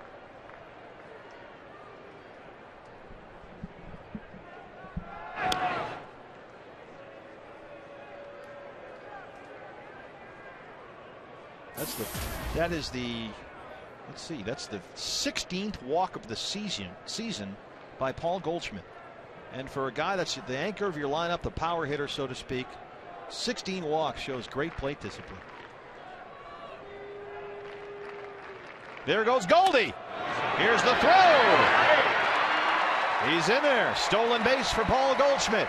Go ahead run in scoring position to start the 5th. You mentioned all the walks Goldie has drawn already this year. I think it's just a fact that a lot of opposing teams refuse to give in to him. Everything is away, away, away, away. Good jump over there at first base. But the tendency then would be to chase a lot of bad pitches and dig a hole for yourself. And his strikeout levels are up this year, but he's managing to keep the on-base percentage up as well.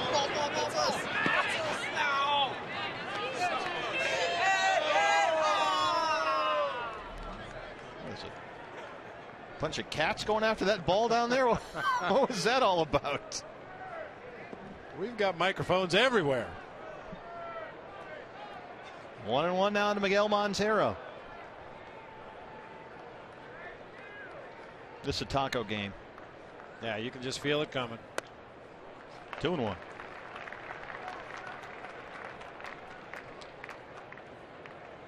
Miguel told me last season he really wasn't seeing the ball all that well to begin the year. Hit .257 for the first month of last year. Then .247 in May, so it was a slow start.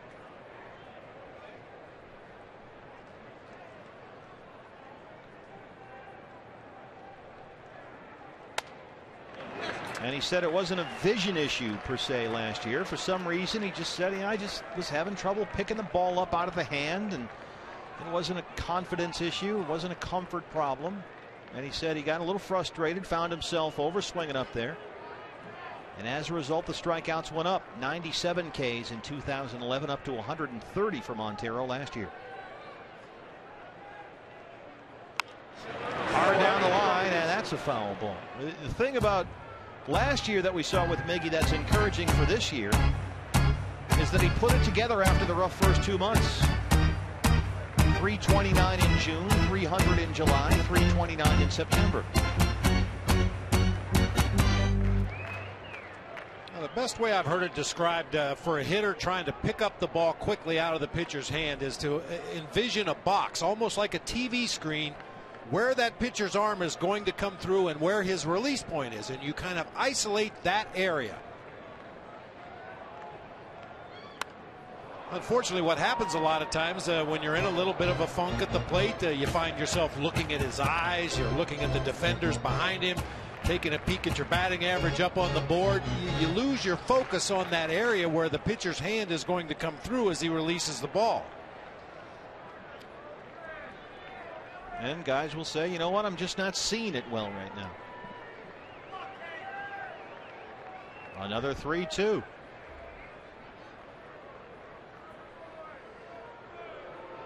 I mean, that's part of the reason guys watch so much video on opposing pitchers. They want to see his arm angle. They want to see where his hand is at the point of release. And then when they get up there at the plate during the course of the ball game, ideally you isolate that area and pick the ball up quickly out of his hand. See if you can pick this one up here. Posey holds on. That's the strikeout. One out here in the fifth. 5 strikeouts for Matt Cain.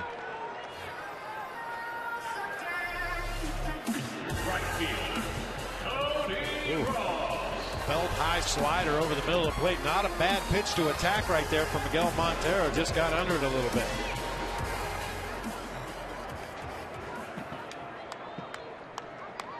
Cody Ross popped up in the second, walked and scored in the fourth. Came in on the Kubel homer.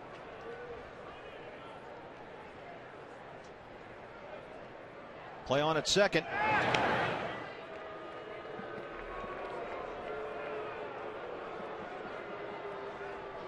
Cody Ross's 10th season in the big leagues, playing with his 7th different team.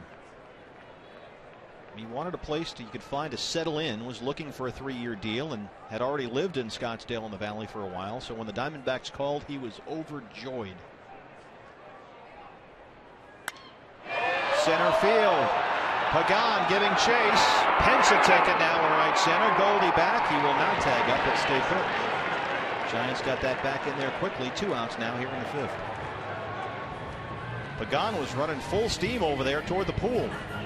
Left fielder,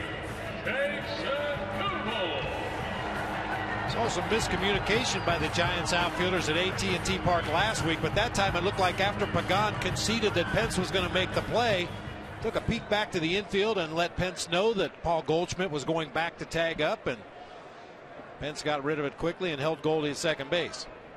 See if Kubel can get that run in here with 2 outs. He homered his last time up.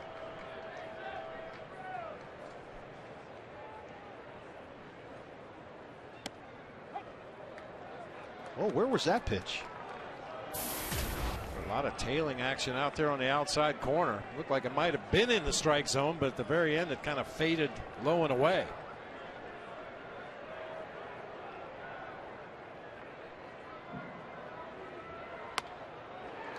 Gets locked up inside there. 0-2.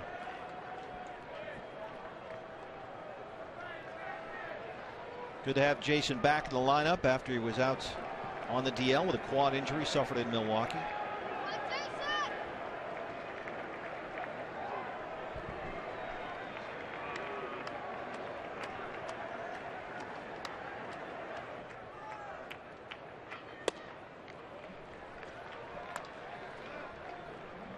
This is Jason Kubel, his last time up. After you called it, he crushed it. I like the matchup, man. Left-hand power hitter back in the lineup. Cain's been hanging sliders. He got the fastball and he did miss it. 1-2 now. The other way, right to the Pandas, over there all by himself, and he was in exactly the right spot. Diamondbacks get a run on. They can't get him in. 4-4 through 5.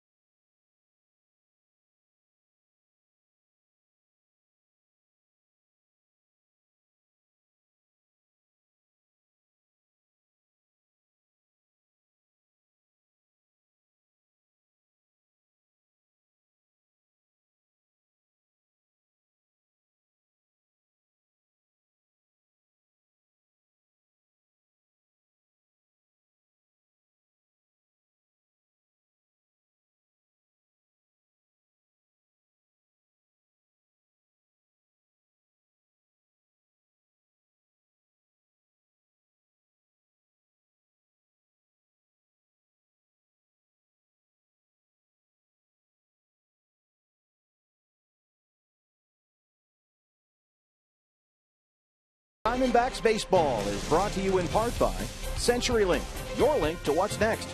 By Mazda, we believe if it's not worth driving, it's not worth building. And by Jack in the Box, the Chipotle Chicken Club combo is back for a limited time at Jack in the Box. Try one today with fries and a drink for just $4.99 plus tax. She is taking a cab home. He is sleeping on the couch. That's a Giant fan and a Diamondback fan and an NL West marriage. Can't we all just get along? Blanco first pitch swinging. RBI single in the first. Tap back to the mound in the third. It's funny. They had a bit. They showed up at the ballpark with a bit. Well executed.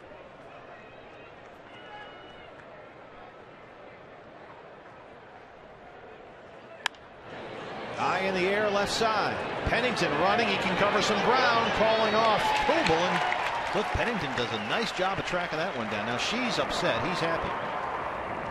Oh, I've seen that face before. Yeah. She's.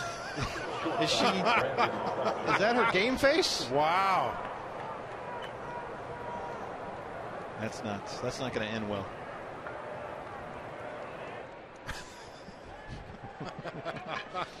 But somehow they make it work. Yeah, we've seen that face before. Once or twice. Brandon Crawford 0 for 2, struck out his last time up. I feel like we should send Brad down there to not have a little therapy session, at least a sounding board. Everybody can, be in the moment and air their grievances, and we can work towards solutions. A little ballpark counseling. Because I like to think of us as peacemakers. See, she's talking smack. We lead the league in love. And I'm not sure we do in this case, however. You know that he's got to get way more grief than she gets. Because, first of all, he's the guy. Second of all, they've won a couple World Series here lately. So he's really got to be wearing it. She's had bragging rights 2 of the last 3 years. Crawford, Pennington is there. Busy inning here for Cliff Pennington at short. Now here's the face. Look. She's ticked off. But to his credit, he is openly just basically clapping in her face. I mean, he's not trying to hide it. He's out there wearing it. He's willing to take the heat. She probably thinks Crawford should be hitting higher in the lineup. She looks like that kind of fan that knows. Yeah, she does look like she knows what she's doing. Who belongs where in the lineup. Built 1 for 2, homered, back in the second.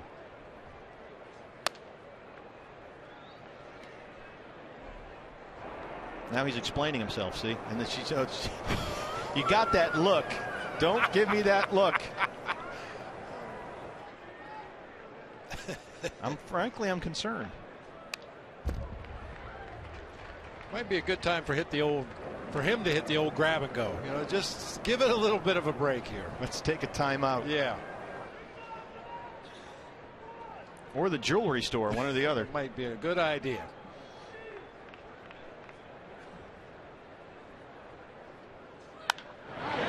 Crushed to right, Cody Ross. That's the face. He's up. She is sitting down. No, all right. Oh, they're back to the bit. She might be taking a cab home. We'll see. CenturyLink, your link to what's up next. Eric Chavez, he homered his last time up. We'll try and get to the bottom of this marriage thing, too.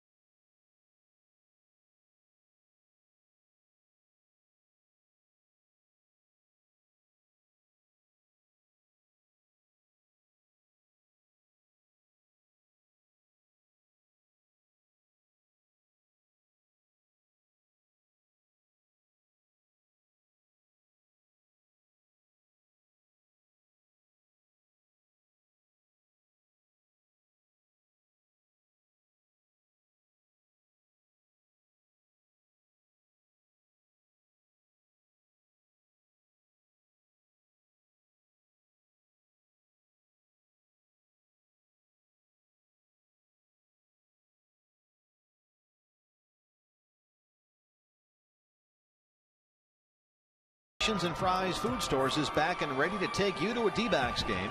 You can stop by this month's participating Gilbert Cox retail store or Fry's Food Store in Prescott Valley and enter to win 2 seats on the bus. You'll receive round-trip transportation to the D-backs game either May 25th or 26th. Registration ends May 13th, so hurry up. More information you can visit on foxsportsarizona.com. The Fan Express, apparently Pablo Sandoval has caught the bus out of here, and 23-year-old Nick Noonan is the new third baseman. Not sure why the Pandas had to come out of the game. We'll try and get the bottom of that for you. In the meantime, it's Chavez, Pennington in the pitcher spot here in the Arizona 6th. Chavez homered his last time up. Kubel and Chavez back-to-back homers in the 4th. The 2 of the 3 home runs the Diamondbacks hit in that 4th against Matt Cain. Prado had the other one. First time in his career, Cain has given up 3 home runs in 1 inning. That's a fair ball. Brandon Belt will flip to Cain, covering, 1 away. Looked like that one had a chance to sneak down that first base line, but Brandon Belt, a couple of crossover steps, fields it in foul territory, but the ball bounced right over the base, realized he couldn't beat Chavez to the bag, so flips on to Matt Cain covering for the easy out. Here's Cliff Pennington. He has doubled and flied out. Cliff was on base twice here yesterday, had a single and a walk and scored a run.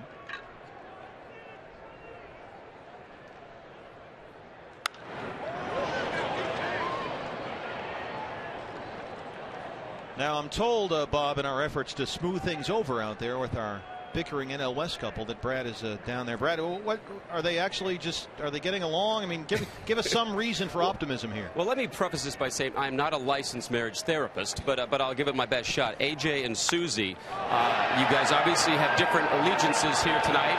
Ball driven deep to center field. How did this relationship begin? Well, we actually met at spring training 3 years ago now.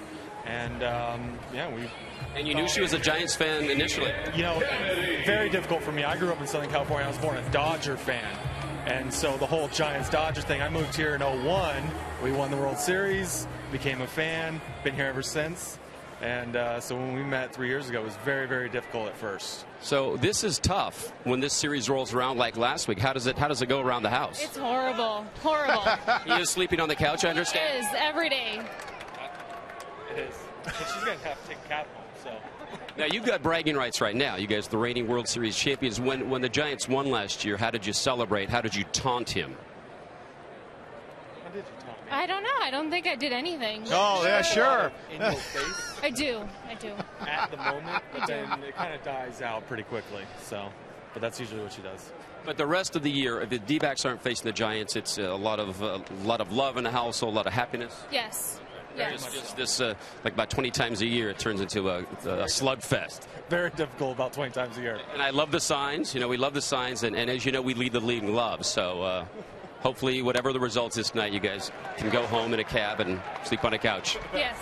All right, we'll send it to break here. The D-backs and the Giants tied at 4 apiece here as we head to the top of the 7th inning.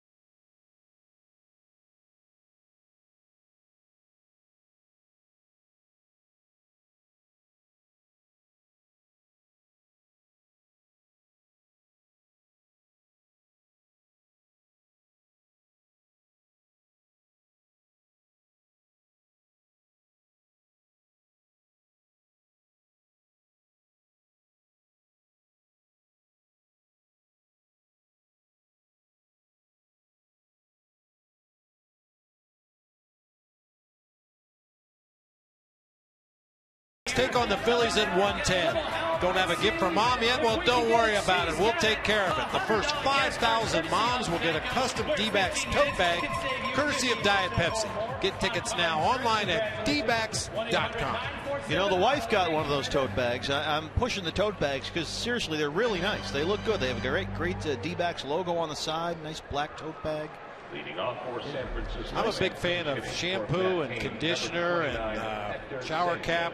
All right, I'm not sure how that relates, frankly, to mints on the pillow. That's Mother's Day gifts, things you gather on the last road trip. Because we don't get a chance to get out and shop for Mom's Day, you know, so. A shower cap? You know, at the hotels, you got the shower cap. So basically, you're stealing stuff from the hotel and presenting it as gifts. Yeah. All right. Matt Cain, his night is over. Hector Sanchez pinch hitting here for the Giants to lead off the 7th.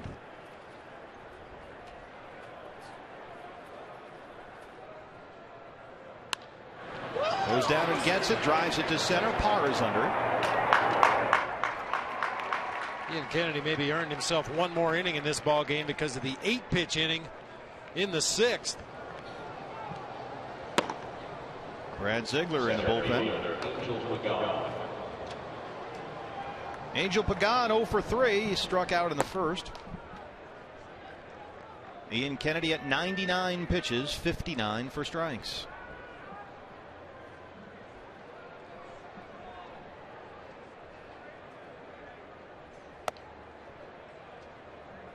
Pagan will bunt. He's got good speed, and Chavez is right on the edge of the grass in a bit at third here.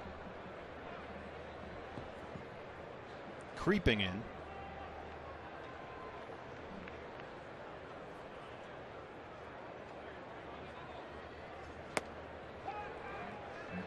One and one.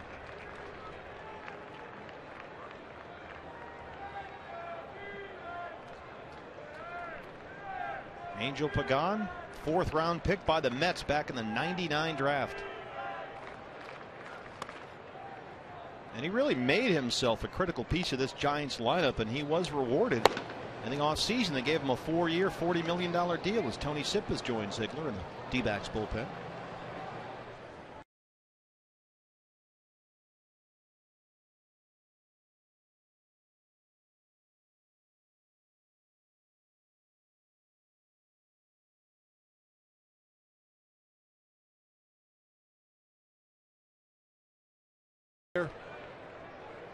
But he filled a need the Giants had in a big way.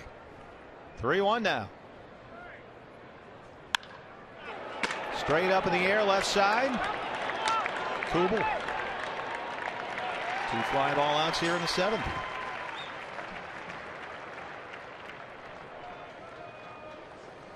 Second base. Started out a little rough for Ian Kennedy tonight, throwing 45 pitches through the first 2 innings, but has really settled in after that, especially in the 6th and so far here in the 7th. Yeah, the last hit he gave up was the Sandoval RBI single back in the 5th. Here's Scutaro, who's been on base all 3 times tonight, 2 singles and a walk. He scored twice.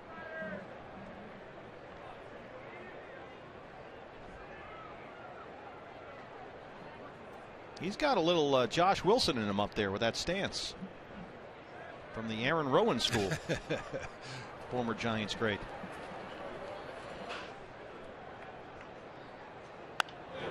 Another pop up. Goldie coming in. Nice job there by Ian Kennedy, who has retired the last 7 he's faced. Will go bottom 7. It's a 4-4 game here at Chase.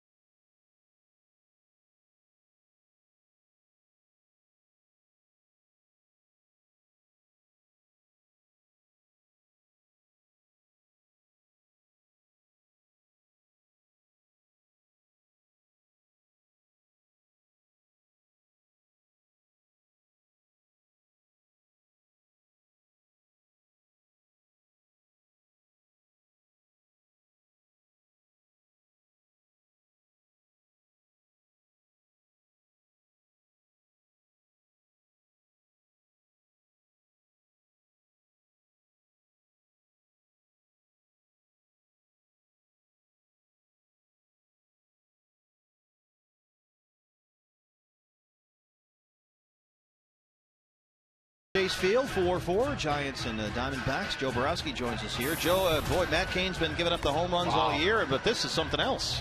For me, he doesn't look very comfortable out there at all. He's missing his spots and missing them a lot. You're used to seeing him have pinpoint control in and out, and he just doesn't look right out there. And you said it, he's missing his spot from one side of the plate to the other. It's not like he's just missing the corners of the plate. He's missing by a wide margin. Diamondbacks got 3 home runs off Matt Cain in 1 inning for the first time ever that's ever happened to Matt Cain, and now he is done. Gene Machi is in here. We saw him a couple of times in San Francisco last week. He will face the top of the order, Prado, Parra, and Goldschmidt. 4-4 here in the bottom of the 7th. Machi recalled from AAA Fresno on April 17th. He's made 4 appearances since. Allowed only 3 hits in those 4 outings. Prado, 2 for 3, singled in the 3rd, homered in the 4th. One of the 3 home runs in that inning off Matt Cain. Joe, you ever have an outing like that where it's just batting practice and boom, boom, boom, they're hitting them out of the park? I had more than a few outings like that. And it's definitely something you'd like to forget, but it's a recurring theme right now for Matt Cain, and this is something that after a while you're so used to seeing him be so good that you wonder maybe if it is something physical or not. Speaking of struggling starting pitchers, let's answer our AT&T Twitter poll question. Which struggling pitcher is the biggest surprise for you? And 38% say David Price. What do you guys think? Well, I said earlier, Matt Cain is a surprise to me just because I've seen more of Matt Cain than the other 3 guys. But I think if you had to rate those guys or pick a pitching staff, you'd probably start with David Price. So I imagine that's why our fans think that's the biggest surprise. Yeah, I understand that too. And like you, Bob, having seen Matt Cain as much as we have, just seeing him go out and be as consistent as he has been over the years, you're very surprised by what you're seeing from him this year. Parra, a 13-game hit streak, but he's 0 for 3. Struck out his last time up.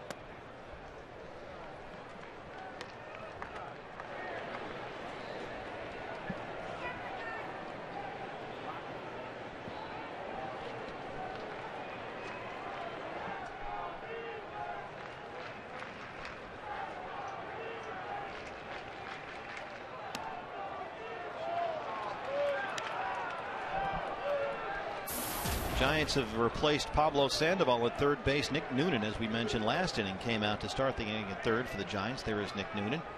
And we're told Pablo Sandoval has had to leave the game with right elbow discomfort, and that's been an ongoing theme with him throughout spring training. The elbow has been an issue all year long, and it appears to be an issue again. So Nick Noonan is out there again at 3rd. 1-1 to Parra now. Joe, what do you got coming up with a postgame show? Well, we're going to dissect a little bit about Ian Kennedy and the struggles he had in the 1st inning. You know, there were some things that I thought that he was doing a little bit too much of, and he seemed to correct it as the game went on. What was the #1 thing that jumped out? Well, I think the biggest thing for me, when you're facing a team after you faced them your last outing, I think there's a level of trying to adjust a little bit of your game plan and your patterns that you've attacked them in the past. And I thought he came out, and you know how Ian loves to just go out there and just throw his fastball. He wants to let you know, I have my fastball, I'm going to spot it. I think having seen the Giants only 5 days ago, he didn't mix up his other pitches early enough in this game. Well, he was very consistent on that through spring training. I got to throw more curveballs. I know I got to throw more curveballs, but I don't really think we've seen it yet, have we? No, and especially when you're seeing the team this quick after having seen them, you have to throw your secondary pitches earlier on in the game because they study the film. They know your patterns. They know what you're trying to establish. And he tried to establish his fastball, and he stayed a little too stubborn with it. Parra strikes out. First strikeout for Machi. Machi's got a nice split-fingered fastball to complement his heater. It was an occasional slider, but that is definitely his out pitch, the one he just got Gerardo Parra to chase. Joe, is that a trust issue maybe for Ian or for any pitcher when you're trying to have a little more faith in that pitch and throw it more often? Quite possibly, but a lot of times you got to realize a lot of pitchers are stubborn. You're doing something that you've been successful with and it's worked for you, and it's almost like things like this have to happen in order for you to be able to change and adapt to what you've grown accustomed to doing for so long. Paul Goldschmidt has walked twice and struck out. And with some pitchers, it does take a few innings before you have a feel for your secondary pitches. That could also be an issue with him.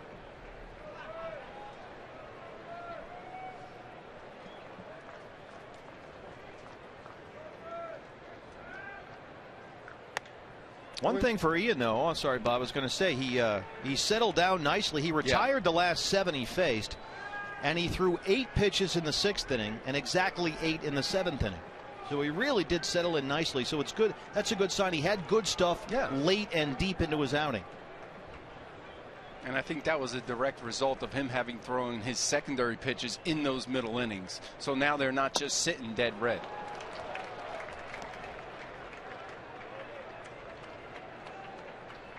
Yeah, some of those secondary pitchers were real doozies, though. He threw a breaking ball that ended up behind Pablo Sandoval one time. He bounced a couple others out in front of home plate, but when he needed to make good pitches, he was able to do that after the first inning.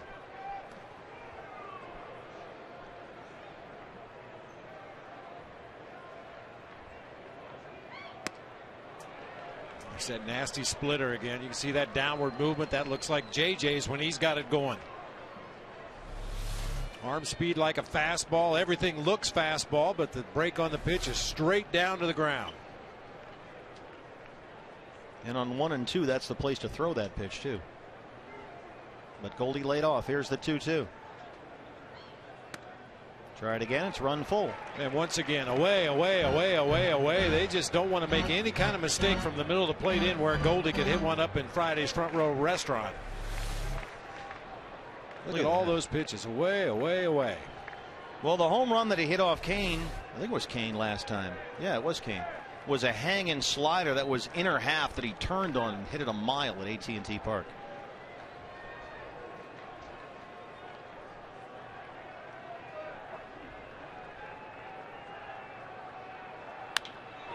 High in the air, right-hand side. That'll get out of play.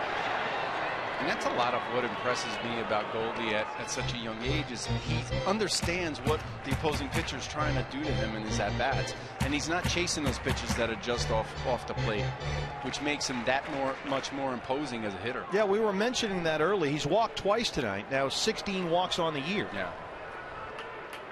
Tim Lincecum mesmerized. How do I get that guy out? I haven't figured it out yet. We'll do it again. 3-2 here with 2 outs. That time he did chase it. Gets away. Goldie insisting he.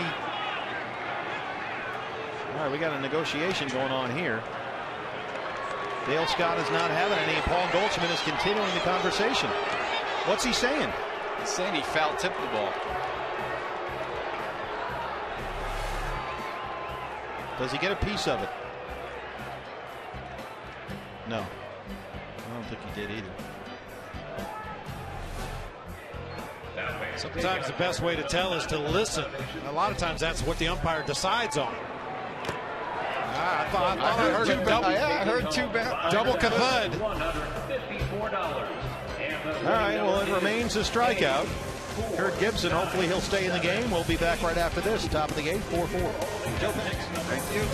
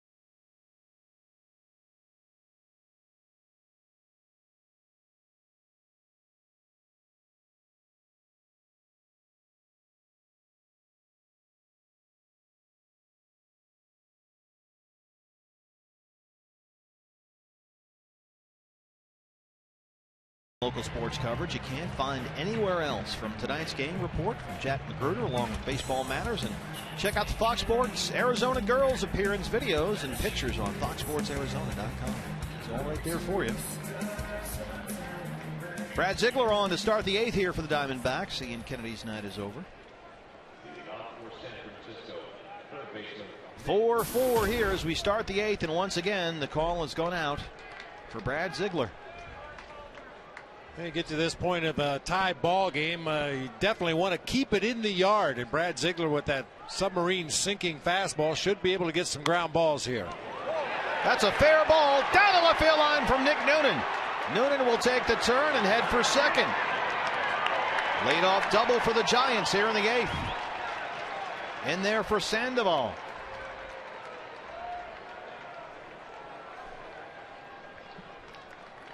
And his first career double. Half of Nick Noonan's at-bats this year had been as a pinch hitter. 11 of his 22 before this at-bat had been off the bench. Takes advantage of getting a little bit of playing time here and slashes that one just inside the third base line for a leadoff double. Here's Buster Posey, has singled and walked twice. He's been on base 3 times.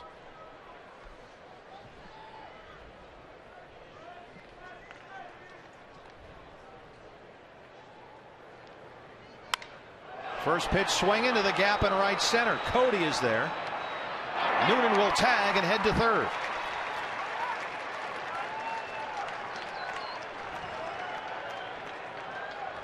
Go ahead run 90 feet away with 1 out here in the 8th. Right fielder Hunter Pence.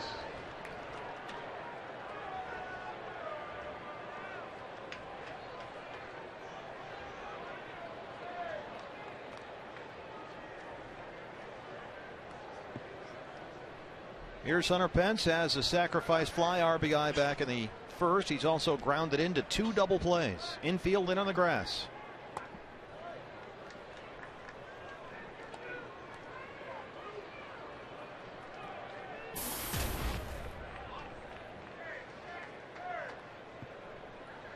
And that can't be a comfortable feeling with Hunter Pence up there. They've backed off a bit here.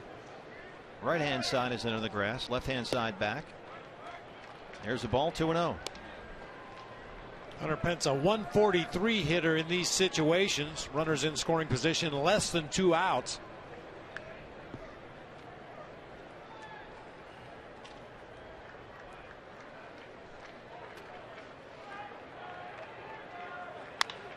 Hard to first. Goldie spins, holds it. Noonan stays at third, 2 down. Great play there by Paul Goldschmidt.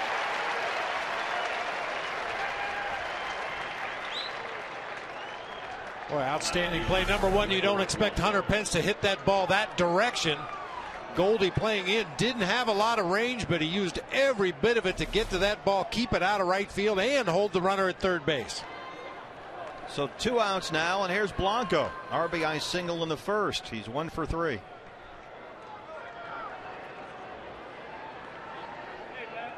Now watch out for Blanco. He will do this little sneaky slap hit half swing thing up there. And he's really made it a trademark. He'll just kind of get a running start and try a little blue pitch just to the shallow part of the outfield. And he'll use it especially if he thinks he needs a hit, if it's in a big situation. And this is exactly the kind of thing where he would try and do that right here. Swinging away. Foul ball.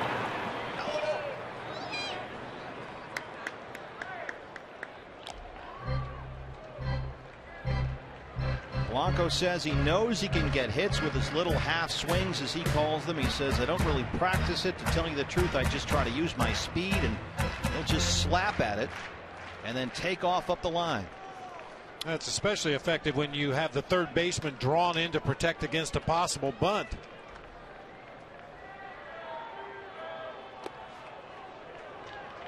Two and one. Noonan stays put at third.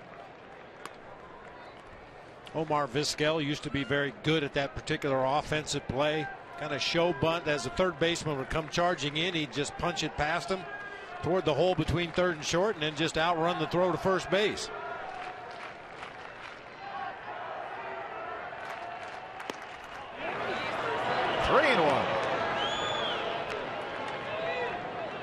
This spring, Blanco said he shortened up his swing, hoping to hit more ground balls and low line drives and create situations in which he can use his speed to a greater advantage.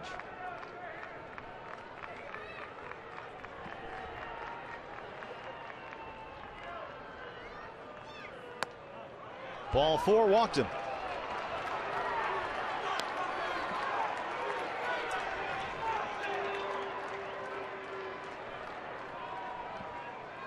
So Brad Ziegler will work to Brandon Crawford here. Crawford is 0 for 3, struck out back in the 4th.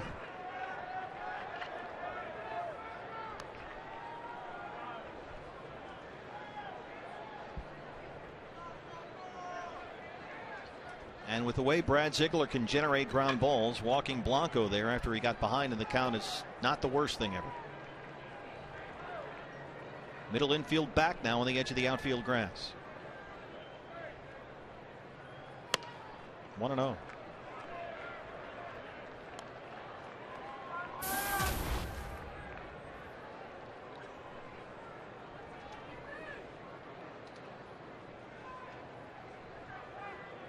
Miguel Montero will go out to talk it over.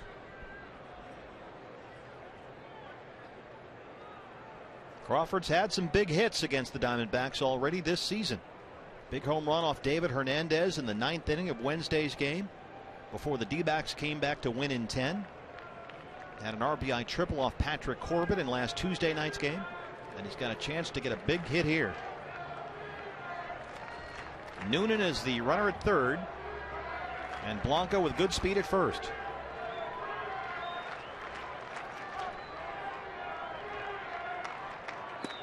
Swing and a miss, 1-1.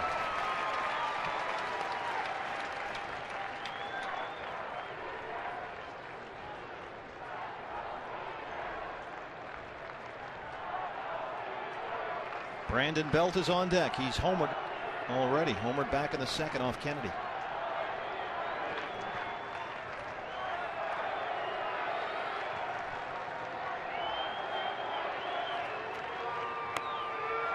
Two and 1.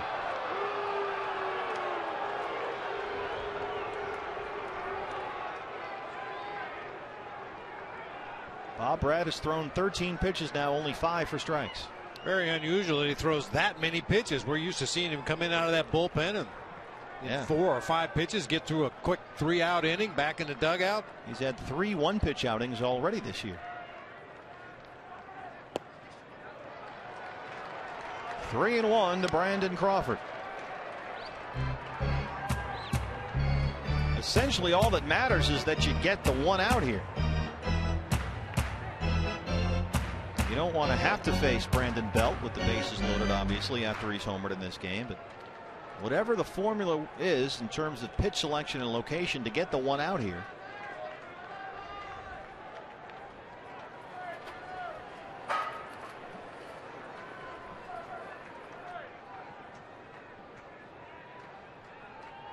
There goes Blanco. That got Dale Scott.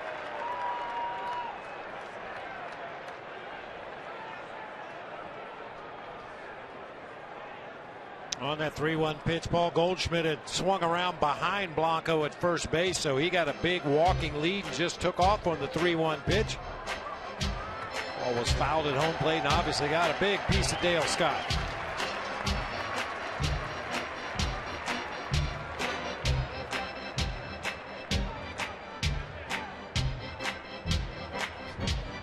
So Dale Scott will get a minute or 2 to collect himself here. Couple of deep breaths. I think he's going to be okay. Dale Scott's a tough guy. So it's a strike, and we're at 3-2 now.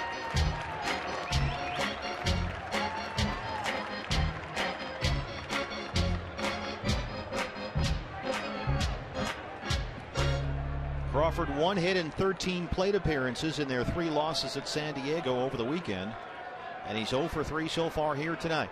Noonan at third, Blanco at first.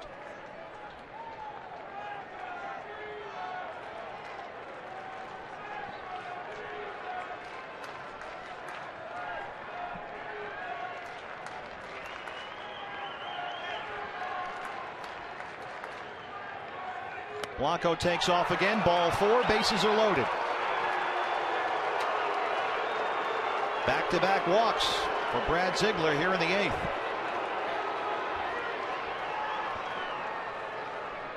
This was Brandon Belt in the 2nd against Ian Kennedy. A pitch elevated on the inside part of the plate. Very little chance of that happening with Brad Ziegler on the mound in that submarine delivery. But Belt has been red hot against the D-backs this year. And keep in mind, anything through the infield with Blanco's speed at 2nd is almost certainly 2 runs and not just 1 here. Bases loaded, 2 outs for Brandon Belt. He's homered and flat out twice. 1-0. Noonan at 3rd, Blanco at 2nd, and Crawford at 1st. She's smiling for the first time all night.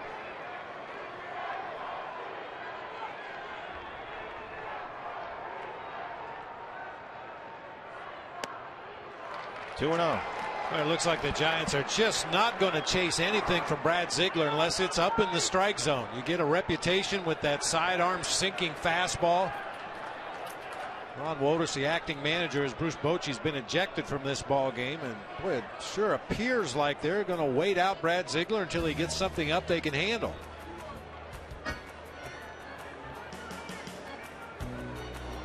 Tony Sipp is up. Well, I guess that means a 2-seam fastball somewhere, at least lower half. If you're Brad, you got to throw it in the strike zone here.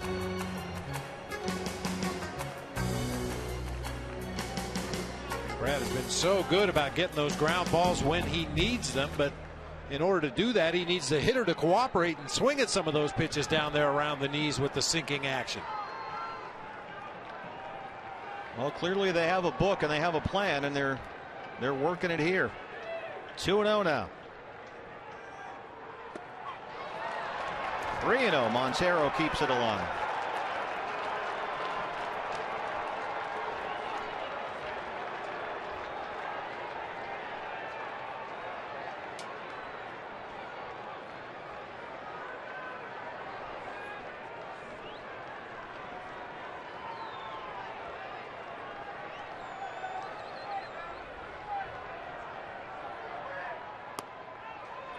There's a strike, 3-1.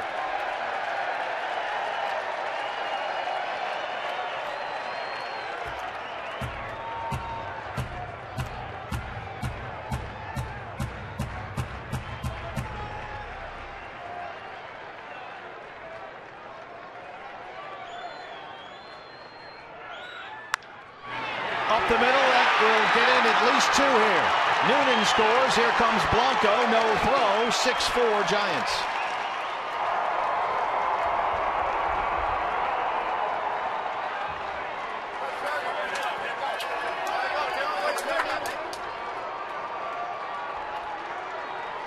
I don't care if you throw it overhand, underhand, or behind your back. When you consistently fall behind in the count and put those hitters in situations where they can be aggressive if the ball is in the strike zone, they're going to get their share of base hits. Just a ground ball that found that big hole up the middle of the field.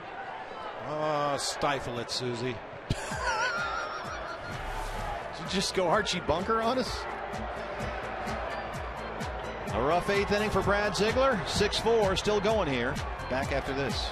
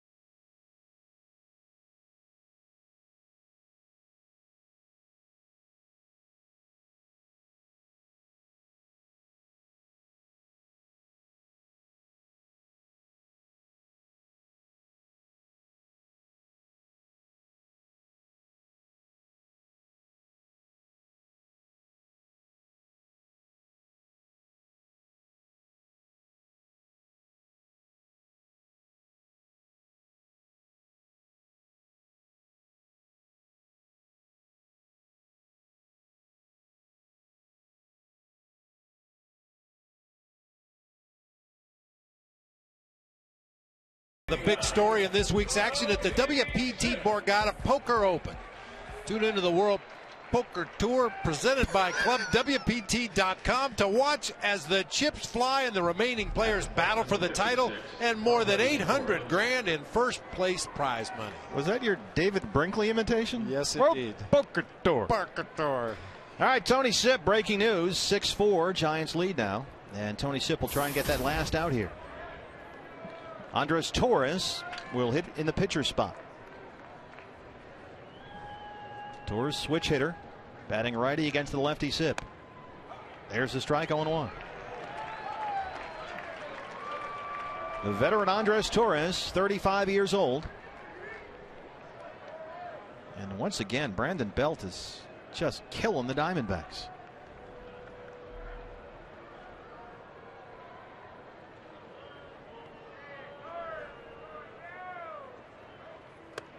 Inside. I mean, Belt is the quote-unquote power hitter type. First baseman, left-hand swinger. Power potential. But he's been scuffling so much he was batting 8th in the lineup tonight. But in this game so far and in the series last week in San Francisco, just killed Arizona. Big hit after big hit. And another one here tonight to make it 6-4.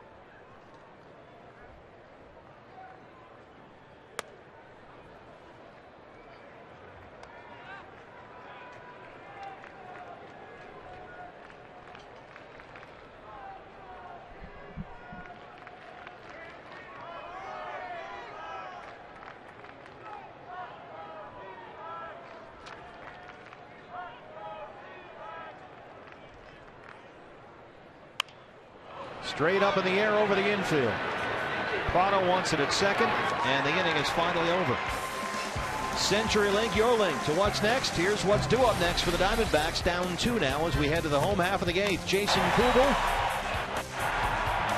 He's coming up. Much more after this.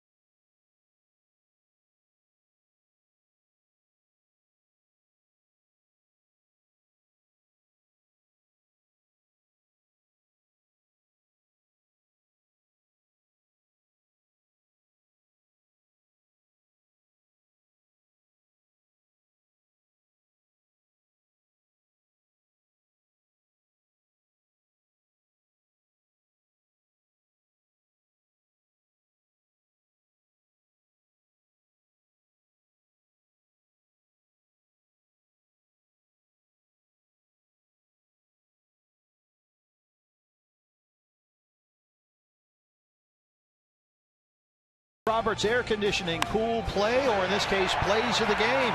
Kubel and Chavez back-to-back in the 4th. 2 of the 3 homers hit in that inning by the Diamondbacks. Prado had the other. That's our Chaz Roberts air conditioning, cool plays of the game. New pitcher for the Giants, Javier Lopez, usually so good coming in the middle of jams and retiring guys with runners on base. This time he will start the inning here with the 2 of the 3 Diamondbacks scheduled hitters batting from the left-hand side. Tailing fastball, slurvy breaking ball from that real low 3/4, nearly sidearm delivery. He has made 9 appearances this season, giving up just 3 runs. Only 1 was earned. Montero, Ross, and Kubel here in the 8th. Diamondbacks now trail at 6-4. Miguel Montero is 0 for 3. He struck out his last 2 times up. Miggy 3 for 13 in the homestand so far.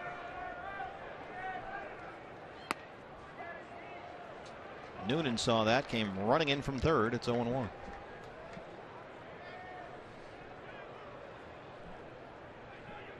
Montero has hit safely in 5 of his last 6. He was on base twice here yesterday.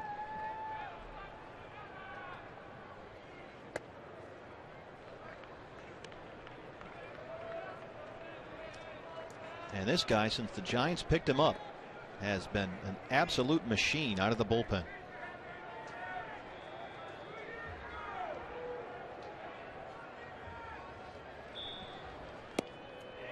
One and two. We will not see a repeat of the 3 home runs in 1 inning, not against Javier Lopez. He has allowed only 1 home run in 113 innings pitched in a Giants uniform. That ranks as the fewest in the National League since late July of 2010. 113 innings, he's given up 1 home run. No, he did not go, says Todd Tishner at third.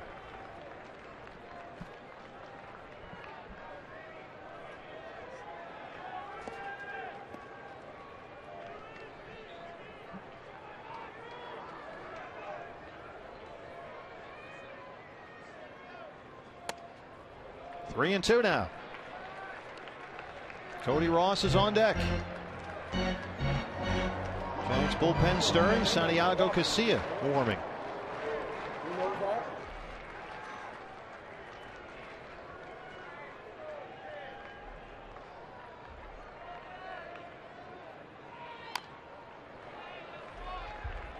You would expect Lopez to be really tough on left-handed hitters, and he is. That's why he's the lone lefty in that Giants bullpen. But Miguel Montero 3 for 9 lifetime. Jason Kubel in the hole 2 for 4 with a triple and a double against Lopez.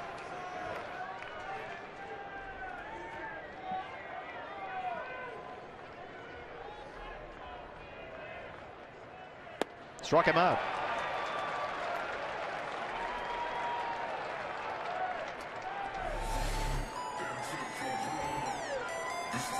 A hard slider down there below the knees. I think he's just trying to make too much happen on a pitch that you can't really do much with. Third strikeout of the night for Miguel Montero. The last 3 Diamondbacks hitters have struck out, and now here's Cody Ross. Cody walked and scored in the 4th. He's 0 for 2. He's fouled a few off the feet and ankles lately, and now he's got a whole protector thing going on there with that front foot. I mean, he's got it covered, man. You'd like to think so, but it'll find a spot. It finds an unpadded area every time.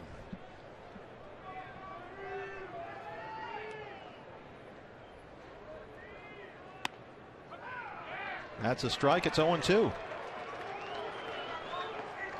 Cody has hit safely in 7 of his last 8. 8 for 29 over that stretch with 6 RBIs.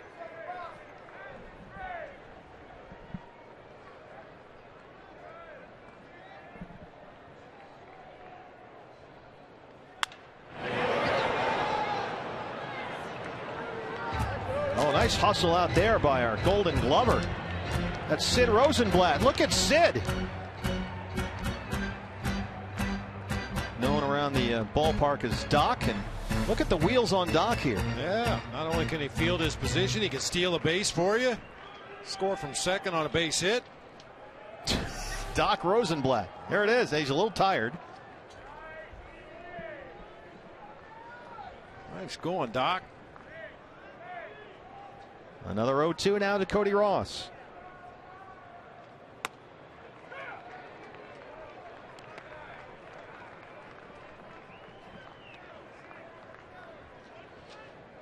Now we expect Harold Flieger to stay on his toes over there. Looks like he's locked in.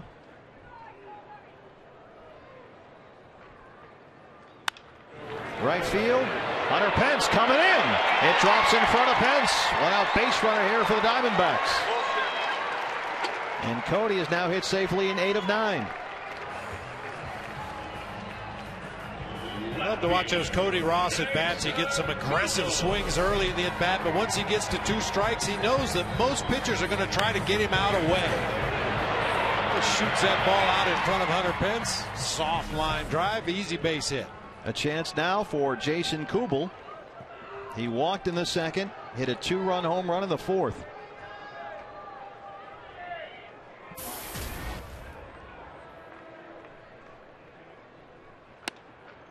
Inside 1-0. Jason back off the DL, strained the quad in Milwaukee April 5th. The funny thing about that was the next 4 games he played right after that, he went 6 for 14 with 2 homers and then went on the DL.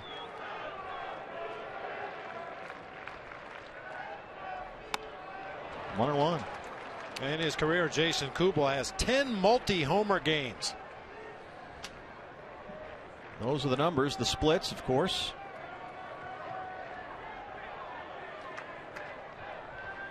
.238 against lefties. Tying run at the plate here with 1 out in the 8th.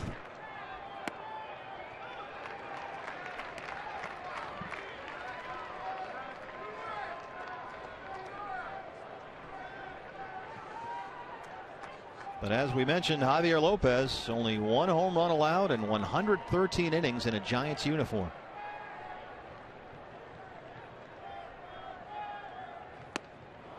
Two and two.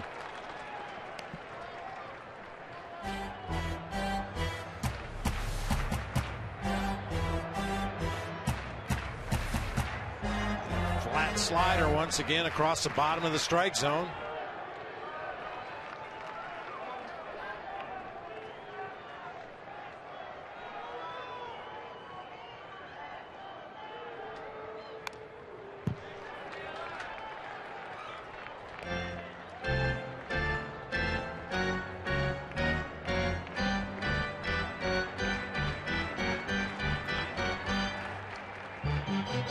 Jason made his return from the DL. Was in the lineup yesterday, 0 for 3 with a couple of strikeouts.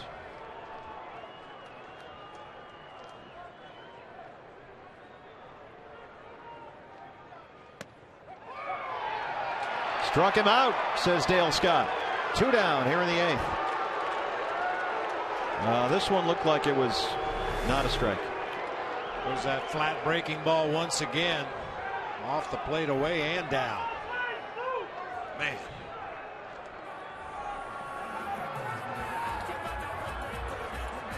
Well, Chavez is the scheduled hitter, but of course he's a left-hander, so it looks like Alfredo Marte will come in.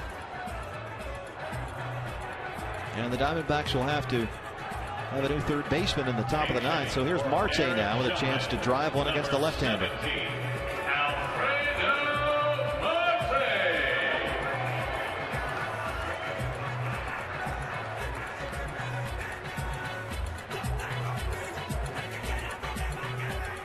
Casilla was up in the pen. Here's Ron Wotus. And that's going to be it for Javier Lopez. Casilla comes in. Marte has been announced. We take a break. 6-4 here in the 8th.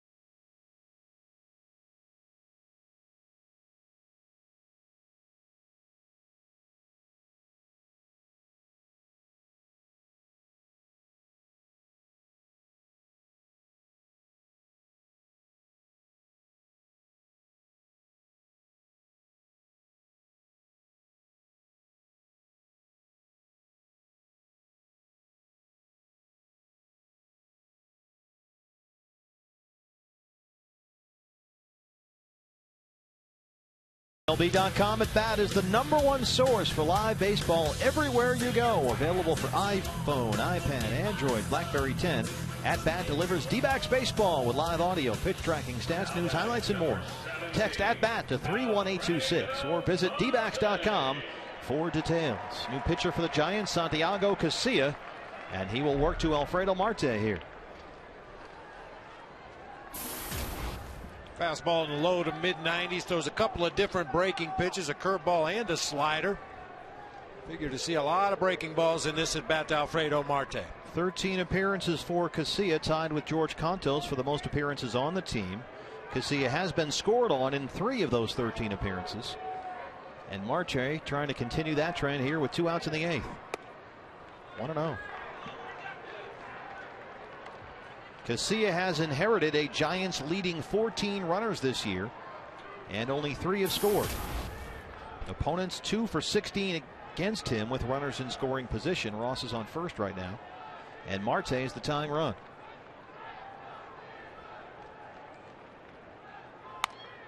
Check swing to Belt. That's the inning.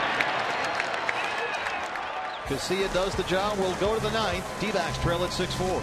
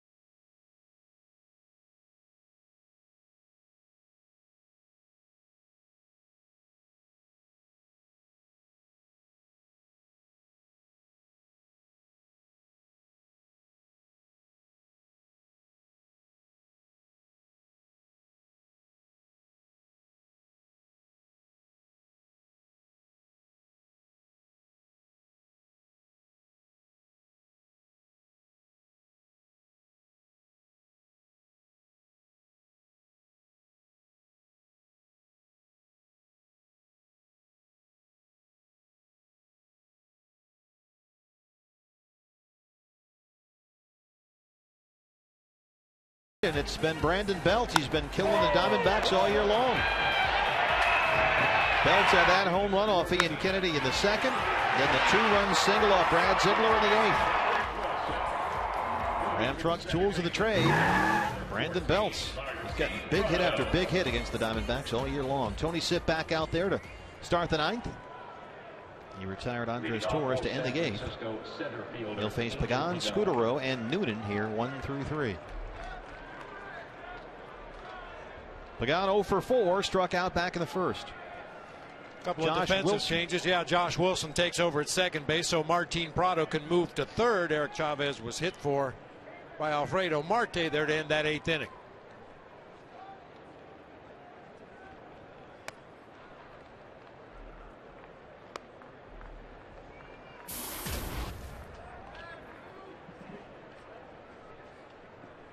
Pagan 4 for his last 18.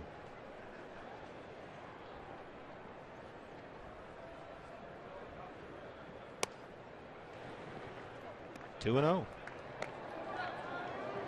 Sergio Romo is looming.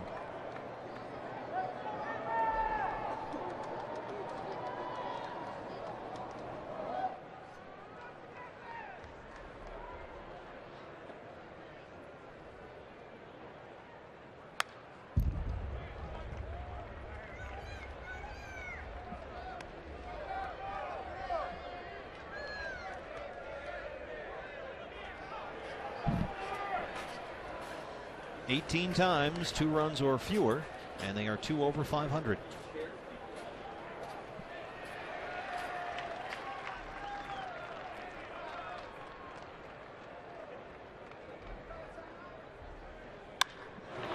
Right field, Cody Ross. No way.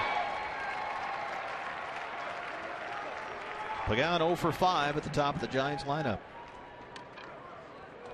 Now Marco Scutaro, on the other hand, has been on base 3 times today. Second baseman, Marco Scutaro. 2 singles and a walk. He scored twice.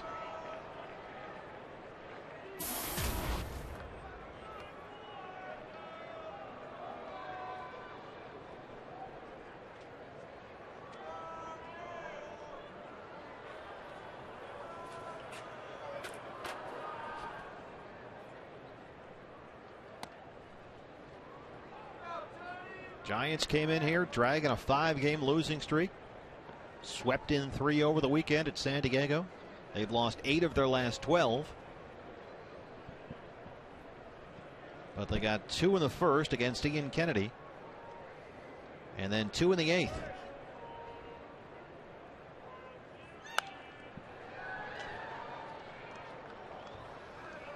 And most managers will tell you they hate to face a team that's been in a little bit of a losing streak, especially a good team like the Giants, because you know they're due to bust out at some point. You just hope it isn't against you.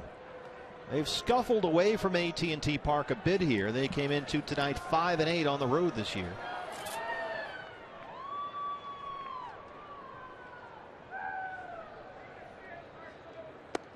But like the Diamondbacks, they've been playing a lot of close games lately. During the 5-game losing streak, all 5 games for the Giants decided by 2 runs or fewer. And they lost them all, but they lead here 6-4.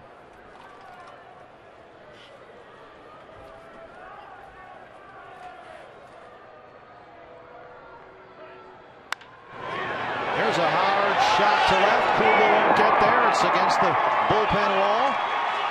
And Marco Scutaro is on base for the 4th time tonight. 2 singles, a walk, and now a double.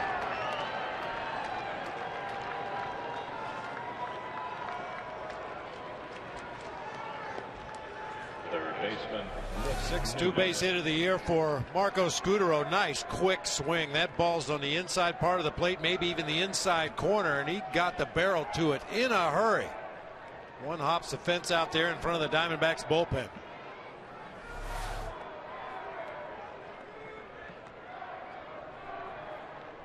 So here's Nick Noonan now, insurance run at second base for the Giants with 1 out. Noonan came in midway through the game to take over at third base for Pablo Sandoval, who's having elbow discomfort again, and that's a bad sign for the Giants. The Panda has fought elbow problems all year long. Nick Noonan from Parker High School in San Diego, 1st round pick by the Giants back in the 07 draft. He was the 32nd player selected overall.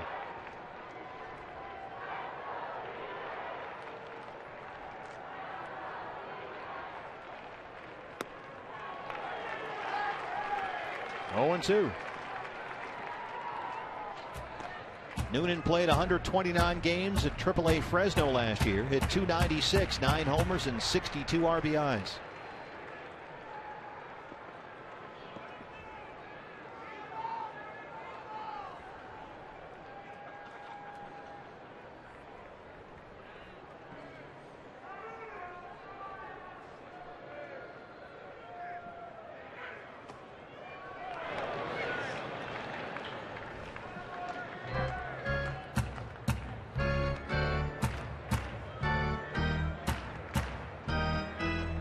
Nick Noonan had fallen off the prospect track after he was that 1st round pick. Hit .237 in a full season at AA Richmond back in 2010. Moved around to 3 different levels in 2011, but hit only .229 before he showed some improvement last year in AAA. That .296 season. And now here he is.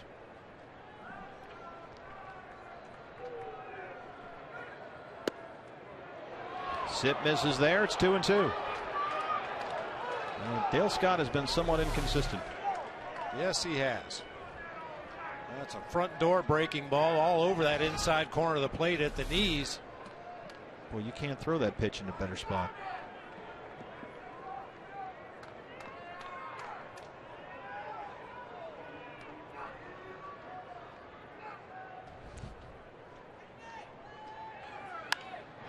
Left field, here comes Kubel. Throw in the second, Scudero's back in time. Nice play there by Jason. Well, he just lives to throw out base runners from left field. We saw what he did yesterday. On the move. That's a play you'd see a third baseman make on a high chopper down that third baseline. Get it, get rid of it quickly. Hope to catch Scudero dogging it back to the bag at second, but the veteran Marco Scudero gets back ahead of the throw. Brings up Buster Posey. Posey has singled and walked twice.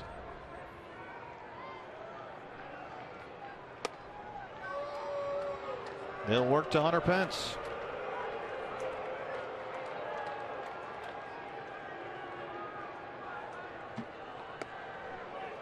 Giants have 3 2-out RBI tonight.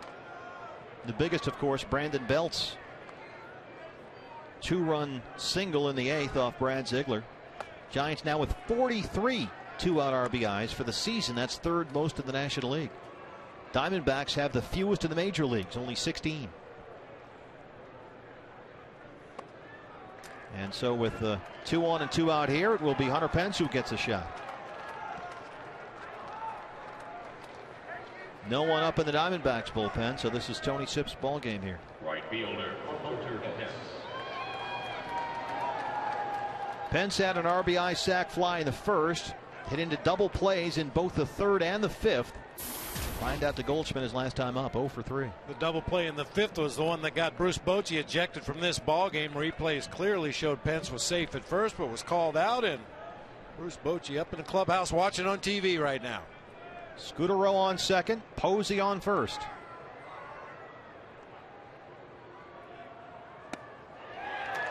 Way out in front, 0-1. Took a little extra off that breaking pitch, got Pence way out in front. Some guys throw a straight changeup, some guys throw a splitter, other guys are effective changing speeds on their breaking ball.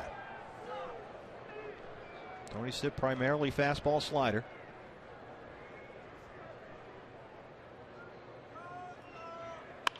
Hard down the line and left, foul. And again, we see the blazing speed of Doc Rosenblatt over there, pouncing on that thing. And Doc likes to pick out. He's sort of predetermined who's going to get the souvenir. And Doc has made a fine choice.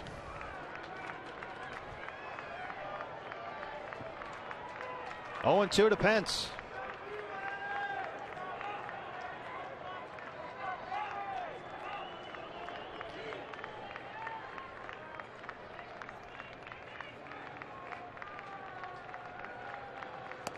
Struck him out. Big strikeout there for Tony Sipp, but he strands 2. Will go bottom 9. Diamondbacks trail at 6-4.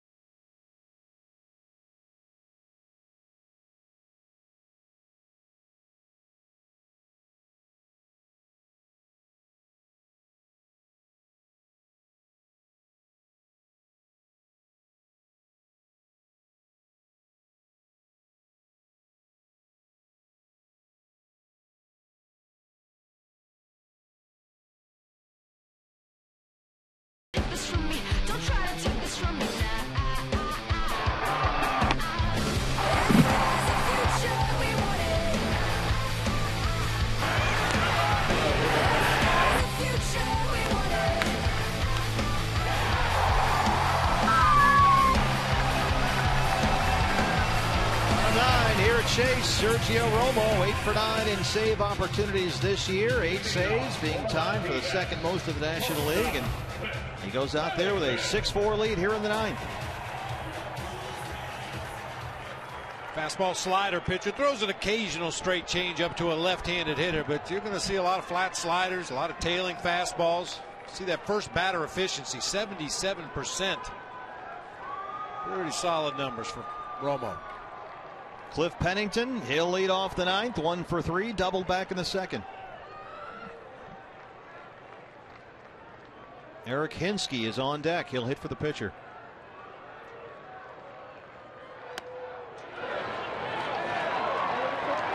Did he go there? Dale Scott says he did.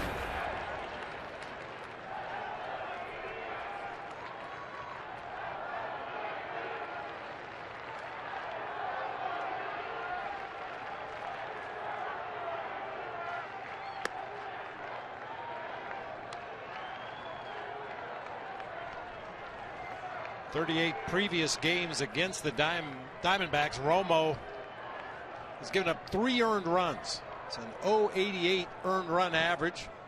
4-0 with 2 saves in 2 opportunities. 2-1 now. Cliff was on base twice here yesterday. Single, a walk. He scored a run.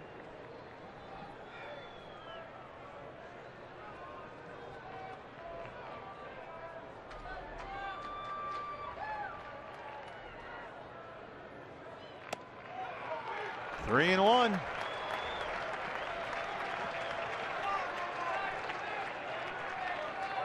Pennington 3 for his last 34.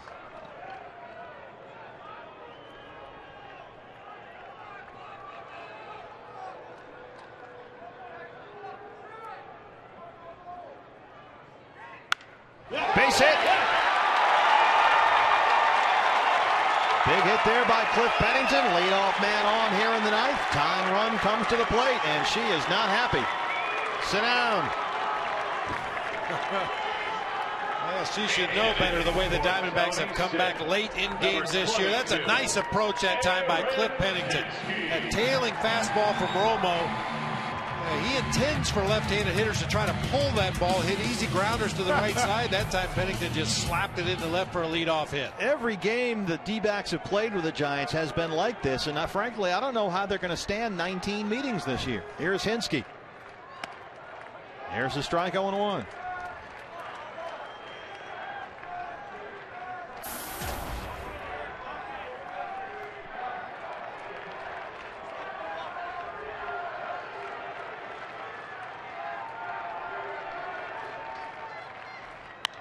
High in the air, left-hand side. Blanco coming in. Under it. Well away.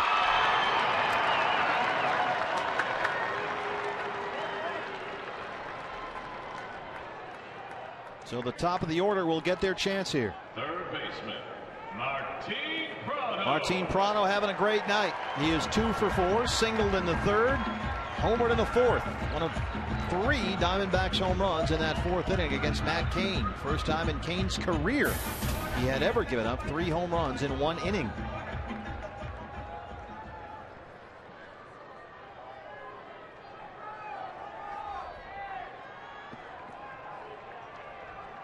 Prado in the leadoff spot tonight, a career .296 leadoff hitter.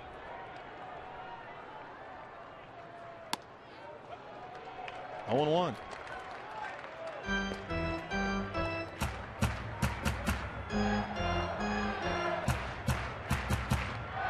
Multi-hit game for Prado tonight. His first multi-hit game since April 12th. He had been 8 for 60 since. But having a big night here. Chance to do more damage. Check swing can't hold up. It's 0-2.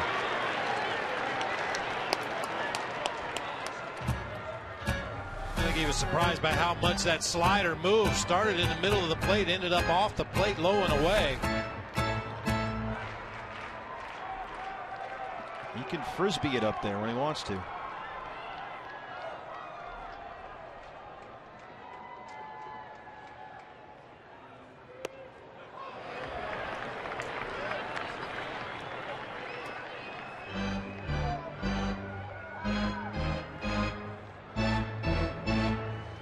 National League hits leader is on deck. Gerardo Parra with a 13-game hit streak in jeopardy here. He's 0 for 4.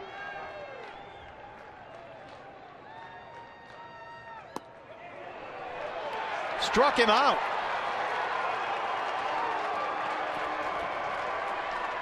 Occasionally as a pitcher you can get lucky when you miss your spot by a wide margin. Look where Posey sets up and look where the pitch ends up.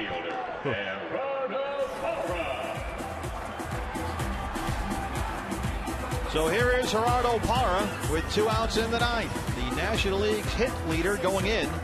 Began the day tied with Shin-Soo Choo and Starling Marte for the league lead. 32 hits in 25 games. He is 0 for 4. And his 13-game hit streak, a career high and National League leading, is on the line in this at-bat, as is the game.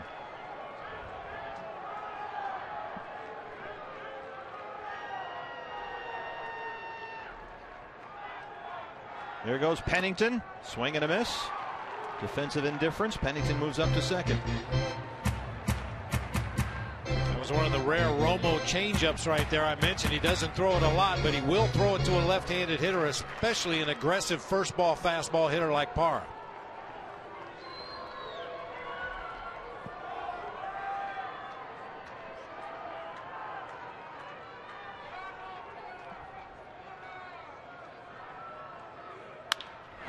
Second base.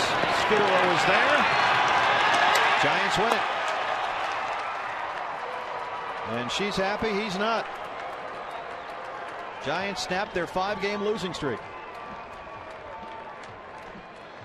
So the Diamondbacks, who had won 5 of their last 6, dropped to 3-2 on the 7-game homestand. And Bob, another close, well-played Giants-Diamondbacks game. Well, buckle up. I think it's going to be that way all season long. These teams are very evenly matched in a lot of different ways. Back out after them tomorrow night. 6-10-0 for the Giants, 4-7-0 for the D-backs. Let's go out to Joe and Jody.